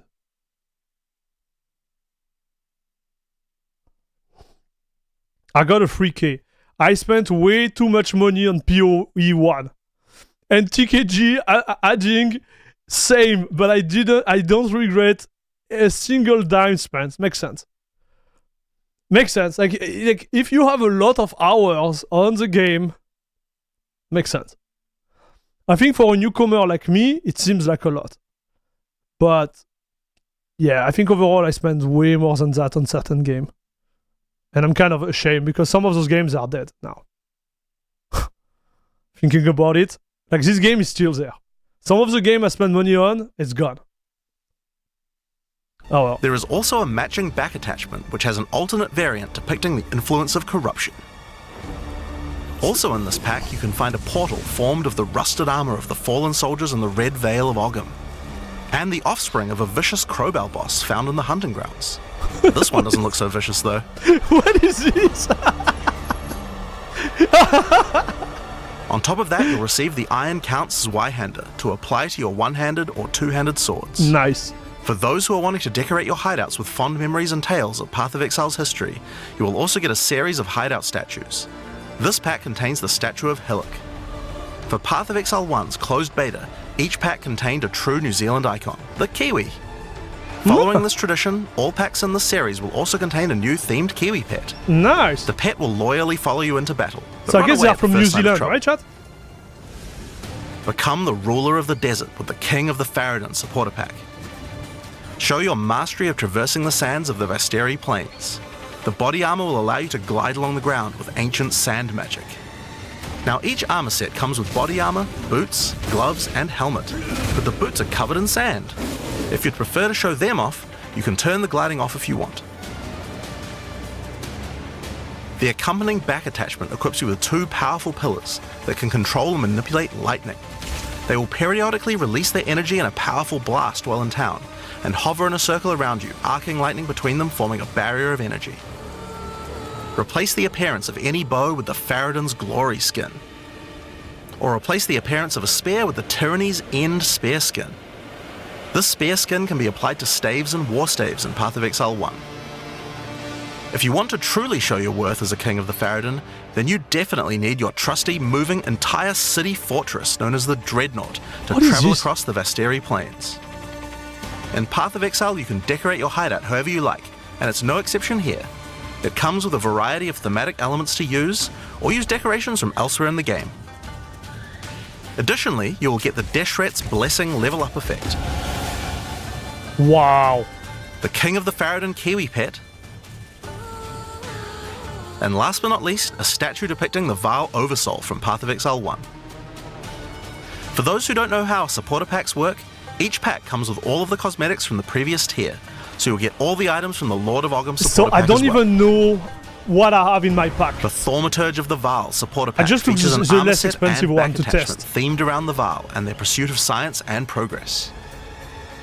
You can find the Soul Core weapon effect in this pack, which causes thaumaturgic energy harnessed from sacrifice to spill from your weapon.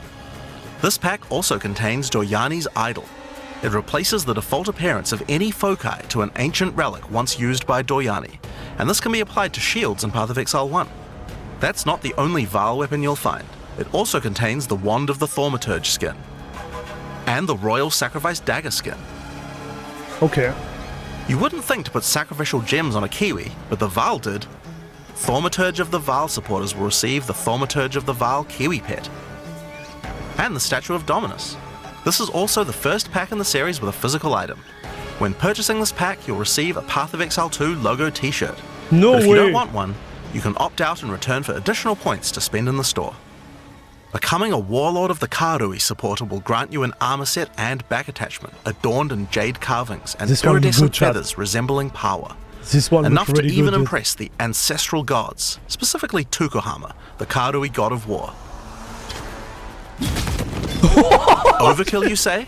I think the Karui people would disagree. Why not drop a gigantic totem on rare enemies you slay to crush them to a pulp? What is this, chat? Replace your crafting bench in your hideout with the ancestral canoe crafting bench. where Ancestral was Chief awesome, Marta chat. will summon a giant canoe manned by Karui warriors to aid in your crafting Like, desires. what the heck was that? Must all start somewhere. You'll also get a pair of weapon skins. This look good. I like that. Equip Akoya's Felling Axe skin to your one-hand or two-handed axes, or Tukohama's Crusher to your one-handed or two-handed maces. A true Karui warlord is always accompanied by their trusty Kiwi. Equipped with armor and harnessing ancestral magic, they make the perfect sidekick. Once one of the most feared beings in Rayclast, Malachi was slain by a powerful exile. May the statue commemorate the virtue of Exile's past, present, and of the future. Of course, it's not all about dressing up in game. You'll want to look good in real life too. By becoming a Warlord of the Karui supporter, you'll also get a Path of Exile 2 hoodie. Nice. Our final tier of supporter pack in this series is the Liberator of Rayclast supporter pack. The Liberator of Rayclast armor set and back attachment come made with the finest materials in Rayclast, and shattered glass mosaics suspended in divine power. Set up your base of operations in the Beacon of Salvation hideout. Why restrict yourself to just one island when you can liberate more?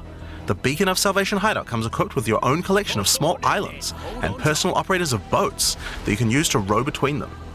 Just walk to the piers, click a boat to enter and navigate as you choose. Decorate each island as you see fit to best represent your well-earned hideout. Everyone in your hideout can use their own boat. Why not have some races? You can also get the Window to Twilight portal effect, a beautiful mosaic piece of art that shatters and reveals a gateway to your desired destination as you approach it. As you walk away, the glass magically reforms back to its original form. No way, chat. Come on. Rule in style with the Throne of the Ruler map device. Sure, this map device can create portals to in-game maps, but it also comes with a throne you can sit on to oversee your growing kingdom. Look down on the plebeians running your maps. Being the Liberator, though, is not just about sitting on your throne all day. Dude. If you do decide to join the fight yourself, you can leave a High Priest in charge as your second in command. Liberator of Rayclast supporters will also get a set of varied weapon skins. The Light of Divinity Scepter skin, the Deliverance crossbow skin, the Justice flail skin, and the Redemption shield skin. This is awesome, dude. Once again, you'll have an accompanying Kiwi. Look at and the of course Kiwi. a statue depicting one of the most iconic events in Godlike. Rayclast's history. The battle between a powerful exile and Kitava, the Insatiable. With the help of two deities, Sin and Innocence, the exile was able to defeat him once and for all. This supporter pack also contains the Path of Exile 2 art book. This 215-page full-color art book includes a huge amount of amazing concept art and lore produced during the long and exciting journey of Path of Exile 2's development. And finally, Path of Exile has a tradition of letting the community participate in designing game features. For Path of Exile 2, we'll be adding the Twilight Order Foil Reliquary. By becoming a Liberator of Rayclast supporter, once Path of Exile 2 is released, you will be able to select any unique item you have found and be able to drop it from the Reliquary. Once players have submitted their items, keys to the Reliquary will start dropping, and other players will be able to find foil versions of uniques that you have submitted along with a message for the lucky player. The more players submit the same unique, the more chances there will be for the Reliquary to drop them, so choose wisely. Now, almost all of these items are available to use in PoE 1 right now. There are a few exceptions where the item class clearly doesn't exist, such as crossbows or flails. And there are also a few microtransactions on weapon types that are unavailable in PoE 2 at the start of early access. Once classes that use those weapon types are added, those microtransactions will be available to use. If you can't decide which supporter pack to choose yet, you can always start with the early access supporter pack that just includes a key and some points to spend in the store. It is crazy, chat. Then you can upgrade to any of the following tiers at a later date. These supporter packs will be available for purchase throughout early access. We'd really like to thank you for your ongoing support. Without you guys, Path of Exile 2 could not have happened. Now, I'm sure you guys have a lot of questions. Stick around, because coming up next, we have a live Q&A. Wow, this is awesome, chat. I think they did a pretty good job on the package, right? Like, this video about Endgame is longer than Diablo 4 Endgame.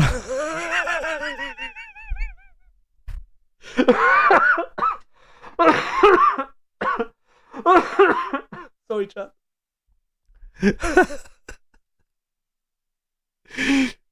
For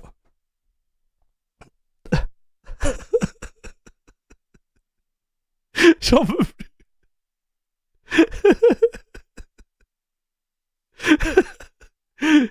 This guy is good.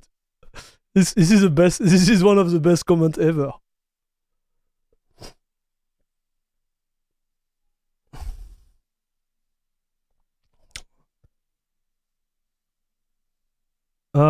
Why can't I see it? Everything here.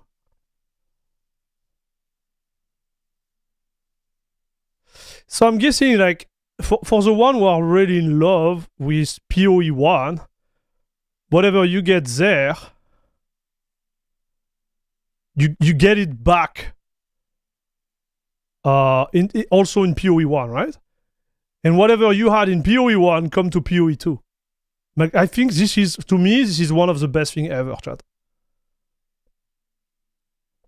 Like this, the fact like it's like cross game is just crazy. This is awesome, chat. I'm 48 years old who never felt this excitement in a game since WoW. Thank you GGG for turning the clock back. I'm a kid again. I haven't felt such a Christmas for years now.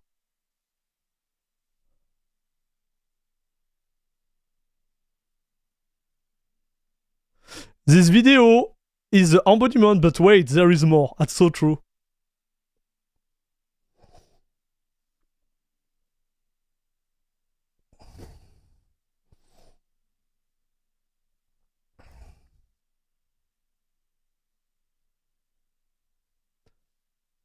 "64 years old here. I've been this pumped out since Settlers 2 was released." Man, this is I'm really, guys. This is awesome, chat. So to be fair, like me personally, I will stick with the lower pack because, like, as a channel, I have other priorities, right? I think I want to cover the game, but getting a new CPU, a new motherboard, a new RAM will definitively help the channel more than like pushing like that much reward, like for my game experience. You know what I mean?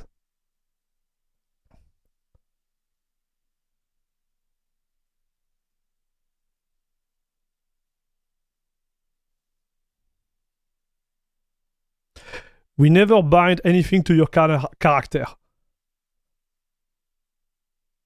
Except for gold. Except your soul. I will be bind to the character. Bon.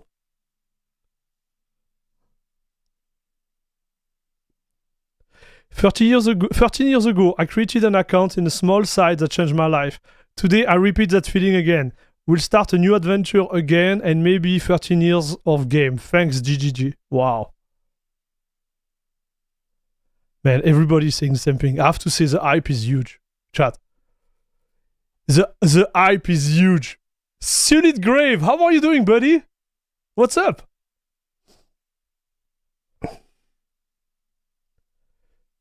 If you get the 400...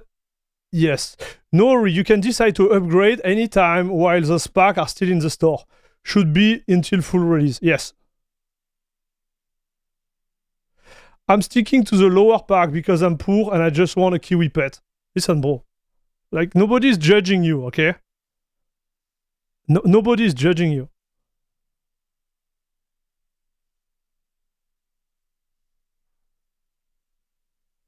You do what you want.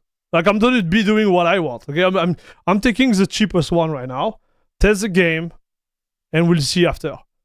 Like, I need this new motherboard and CPU. This is really what we need because I would like to do benchmark with the best hardware available at this time. I know the 5090 is gonna come out soon. I'm not sure I'm gonna be able to get my hand on one of those because they're gonna be really pricey, I believe. So I want to see how much, like, you know, like FPS you can actually get with the best hardware ever on Linux. That's really my goal.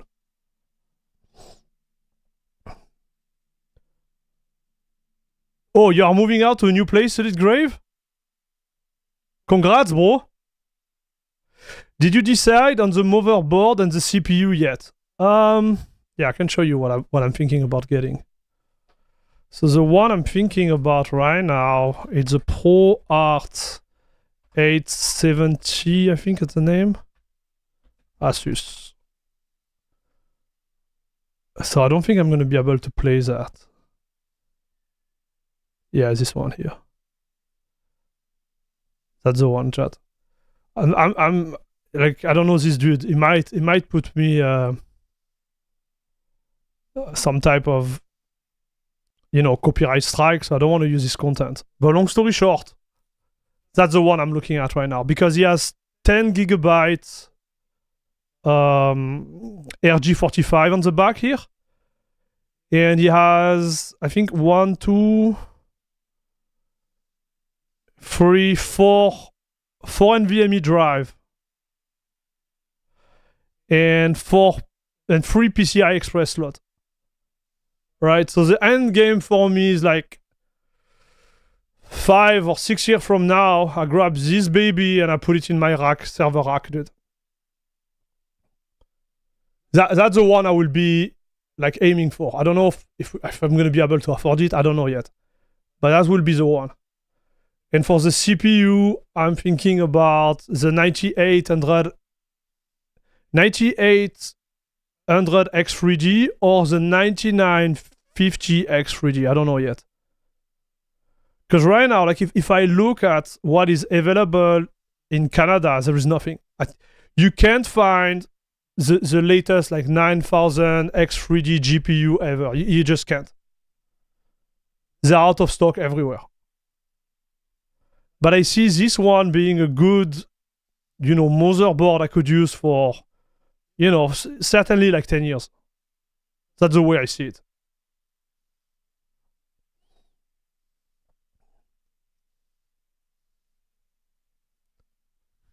It has like two, because what is really important for me, I want support of ECC RAM. I want good IO MMU, like, you know, allocation. And I think Level 1 Tech reviewed this motherboard and he said it was good on Linux. So that's the two first option I'm really looking for. And the first one is 2 Ethernet card. Like that I can still play a little bit with it, right? All Ryzen support ECC, don't they? Yes, but the motherboard has a big impact on it because some BIOS, they just don't. So on paper, it's supported, but if the motherboard doesn't support it really, you can't use them.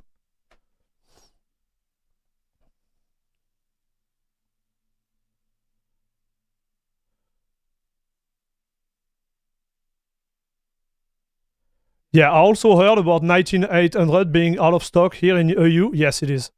So Lord Vixie, which was there last stream, so before yesterday, you can find the 9800 X3D in Europe, but you have to pay like 200 euro more. 200 euro more, dude. Which is like 300 Canadian more. US, sorry, like 300. Man, I can't speak anymore. Like this video destroyed my brain. 300 Canadian dollar more, which is just like insane. It's not worth it. I'd rather wait, right? Because even on my backlog of video right now, benchmark are not for now. Benchmarks are gonna append, like if they append, they're gonna append like around like January or February, if I have the hardware. Because what's going to happen, chat? Like I'm gonna share my vision like real fine. Excalibur, yes. So close your eyes, please. You can have your eyes open if you have a YouTube membership, because normally you are immune to that. But like if you look at the timeline like that, so let's say this is 2025. We're gonna have, so here, so wait, 2026. My guess is like we're gonna have availability of like 9800 X3D around this mark. So it's gonna be like Q1, end of Q1. Like things are gonna get back on track. But so officially they launch here, but it was kind of a paper launch, at least where I live. So they're gonna be available around 1. The second one I'm looking for is the 9950 X3D. Like this one, I'm like, So on paper, it launched here. It's gonna be launching in Q1. They're gonna announce it in January.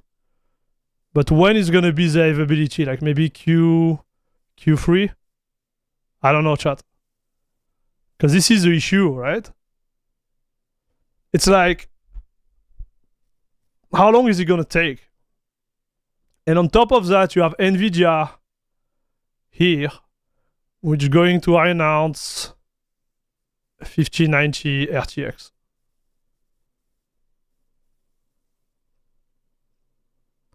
So availability, alors there, maybe we're gonna be Q4, chat.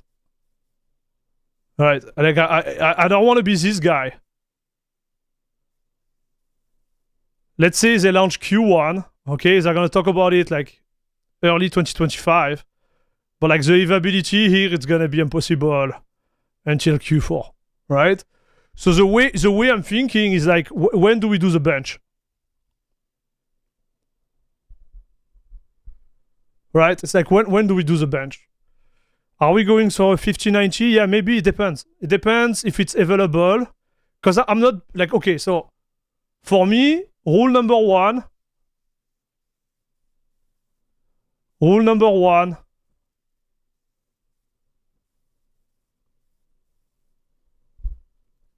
F scalpers. Like, this is the rule number one, dude. I'm not giving a cent to a scalper, ever. Like, ever. Those guys are ruining the fun for all the gamers, all the people out there. And you know this is gonna get scalped. You know this one is already being scalped, right? Like, it's...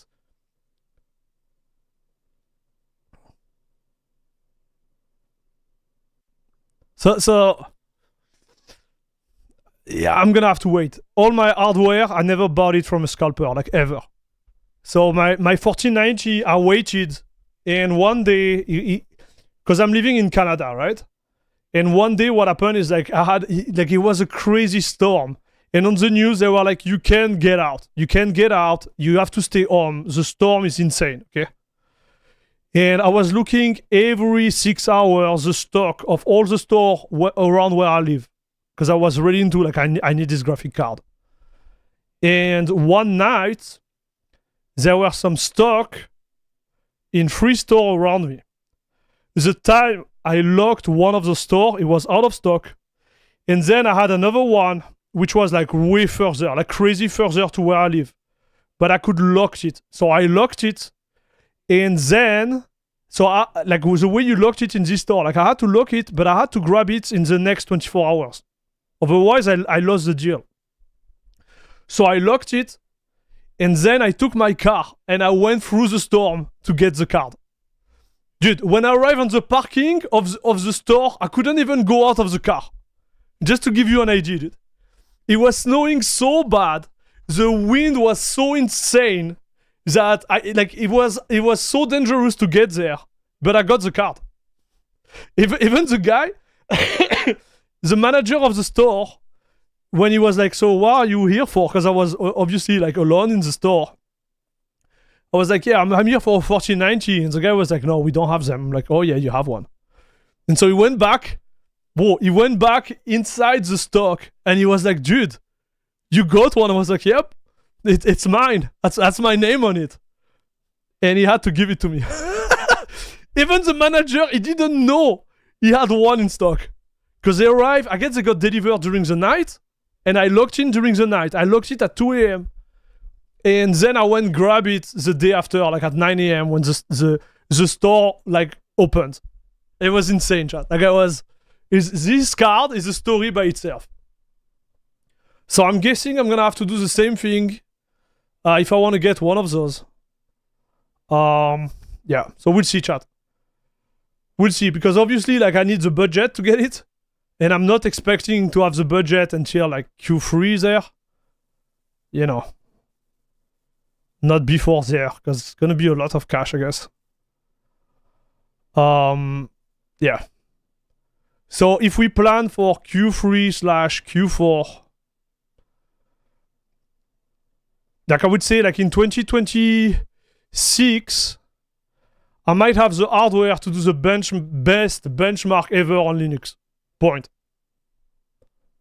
So this channel, like if you watch this channel, you're gonna see exactly how much performance you can get compared to any other channel out there. That's the idea. How late you got the card after release date? Oh, that's a good question. Let me check. So NVIDIA 4090 release date. That's a good question. Okay, so not long. So on paper, it was available in October, and I got the card in February. So not long, dude. I got the card in February, if I remember correctly. So October, November, December, Janvier, Février, like 4 months after. And I paid it, MRSP, right? I bought it from the store. At the time, they were selling for like twice the price. Like, I'm not even kidding. They like, you couldn't get one, and if you get one, because it was still in COVID, right? When did they stop, like, COVID? Yeah, it was still COVID. Did I get a Canada computer? No, I got it at Best Buy. I bought it from Best Buy, dude. Because the other trick is like, I like the custom one, right? Why are you laughing, Solid Grave? I got it at Best Buy. I'm not kidding. I bought it at Best Buy. To be fair, doesn't the 4090 still completely destroy all game performance-wise? Yes, it does. But again, like the idea, like my PC right now, I'm really happy about it. Like if I didn't have the channel, I would keep it. And I will be waiting for maybe AM6. Because what I'm expecting is like 30% FPS. So okay, let me. So maybe I'm totally wrong, but I don't think I am. I think the increase is gonna be 30% for the 1% lows in game compared to what I have right now, and it's gonna be maybe like maximum 20% for the average. I'm not getting more than that, chat. That's all. That's all I'm gonna get. I know it.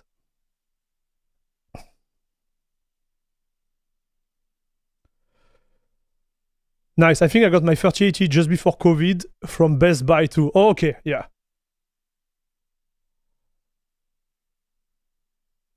So it was during COVID, huh? You had it? I had my 3090 right into COVID too, or I don't remember actually. But the gap. So this is okay. So this is just for the CPU, chat. Okay. Let me rephrase. This is just for the CPU increase. If I upgrade CPU and GPU, I have no idea. I don't know.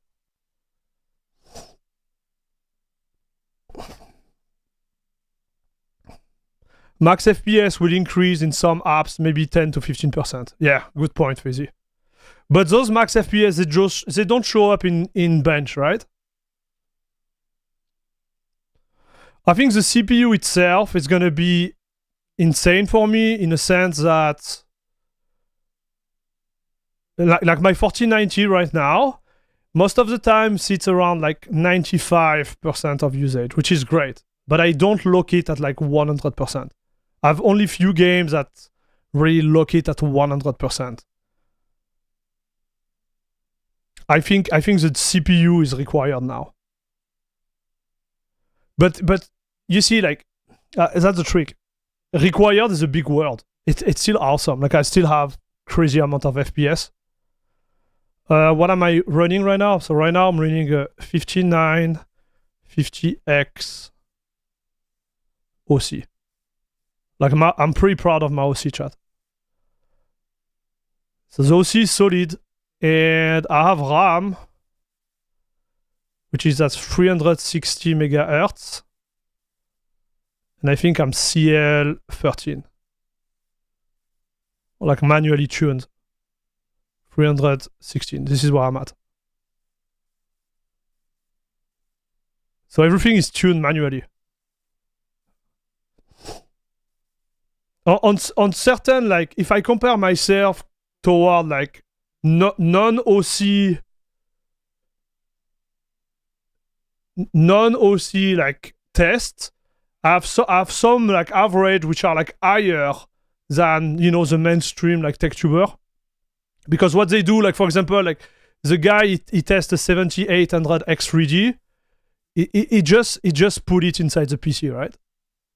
There is no like extra tuning. He just put it inside, and it's like XMP, you know, like voilà, they do the XMP and they're okay. And I'm not saying it's bad, but to give you an idea, like on Black Myth Wukong, I had higher FPS with my config than some of the reviewers there, with the same settings.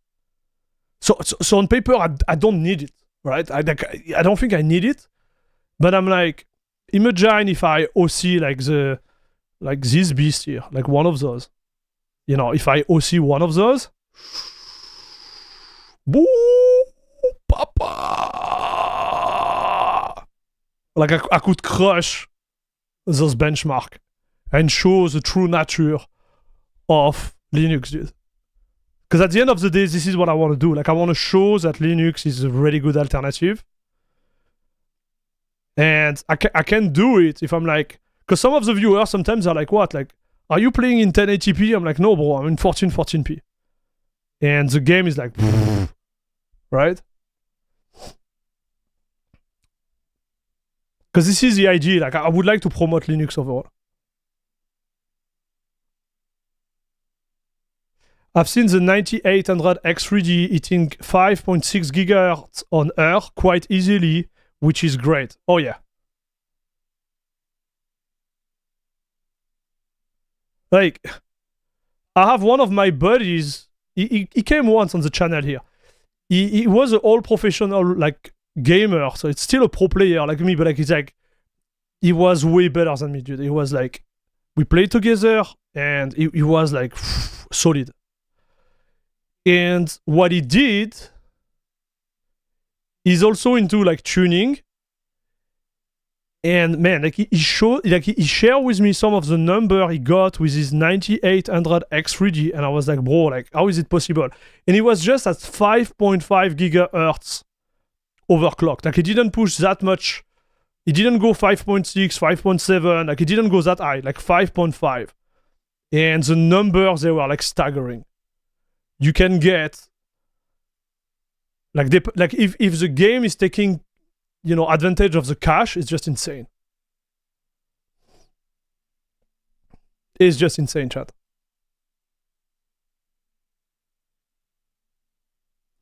Okay, so we went through Path of Exile. I think I'm gonna end the stream, chat, because I would like this video to be viewable. I'm gonna publish it, this video, for the weekend. Like that, you know, if the viewers, they want to watch it and watch our reaction toward PoE, I think it would be great. So I'm going to repeat again, chat, before we move on. Our Discord, I'm going to be working on it all day, all weekend. The address is discord.airmax.com. This is the address you need to enter for the invite. If you put this address in the invite, you arrive on my Discord.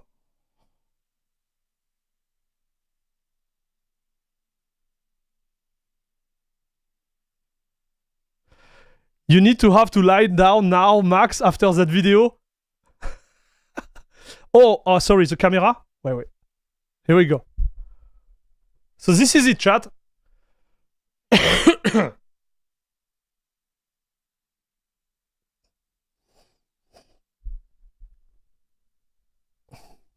This is the address. So if you put this address, I don't even know if you can put it there, right?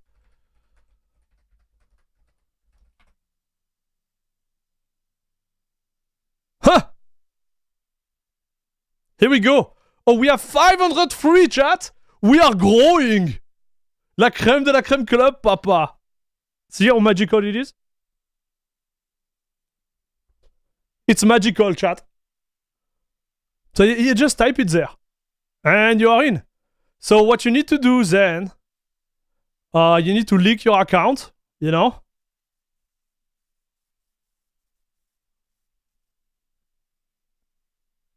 $500? I know! Like, this is what I was saying earlier stream. So what happened is like, I was like, man, this week, I never talk about my Discord chat. I never talk about it. Never. I'm not promoting it. I look at it, I was like, what, we are 500 on the Discord? How is that possible, chat? We are 500, dude. So I'm like, maybe I should work a little bit towards it. So this is what I've been doing. The first phase is going to be Discord. So the way I'm going to do Discord. Then it's going to be Patreon. So Patreon is on, but it's not exactly as I want it to be. Then it's going to be Ko-fi. You need to be worked on. And then it's going to be everything related to the stream. Because I want the stream to be more engaging right now. But before I do that, I need to fix this. And this. No wonder I couldn't find it. Yeah, I never talk about it, Fezzy. I never talked about it. Like, I talked about it when I was streaming on Twitch, but only to people who ask. And then I had a lot of demands those days. I'm like, do you have a Discord? I'm like, well, maybe I should talk about it a little bit more. So my Discord is kind of empty. Not empty. Like, we had some exchange for sure. But it's not like, you know, like those big Discord where everybody talk all the time and stuff. And it's not really what I want. What I want is more like a safe place for us, right? For la crème de la crème club. So anyways, this is how it's gonna go, chat. Discord, stream, and those platforms there. This is what we're gonna do, dude. Okay, I just want you to be aware. It won't be done in one day. Like configuring this Discord is a pain. But I'm doing it. I kind of like decided, okay, now I need to do it. So it's gonna be done one way or another. Guys, oh, that's it. That's all for today. I think it was a great stream, dude. I hope you had a great stream with me, chat. Again, thank you very much for watching. This was awesome. I want to thank all the new members of La Crème de la Crème Club, because we had like 5, I think we have like more than 5. We had a lot of like membership donation. So guys, thank you very much for the support. For the newcomer, enjoy the special access to the Discord. If you're still watching, give a thumbs up to the video. If you watch this video after it's becoming live, don't hesitate to put a comment, give a thumbs up to the video. It helps the channel like crazy. Yeah, that's it. That's all. So we'll be back on Wednesday for a live stream. I don't know what type of video is going to be pushed on Tuesday, but we're going to have definitively a video pushed on Tuesday. Okay. Yeah. Thanks again for watching, guys. You're the best. Thanks for the support. Thanks for the donation too. We had donation during this stream. Oh my gosh. We had like a new, dude, we had so many stuff happening this stream. This is awesome. I'm really impatient to test the games though. That's gonna be fun. Guys, have a great weekend. And yeah, see you next week. And as we say over there, salut, salut, and Bisous, bisous. Take care, guys. Thanks again for everything. You guys are the best. As we say over there also, bon weekend. Have a great weekend. Take care, guys.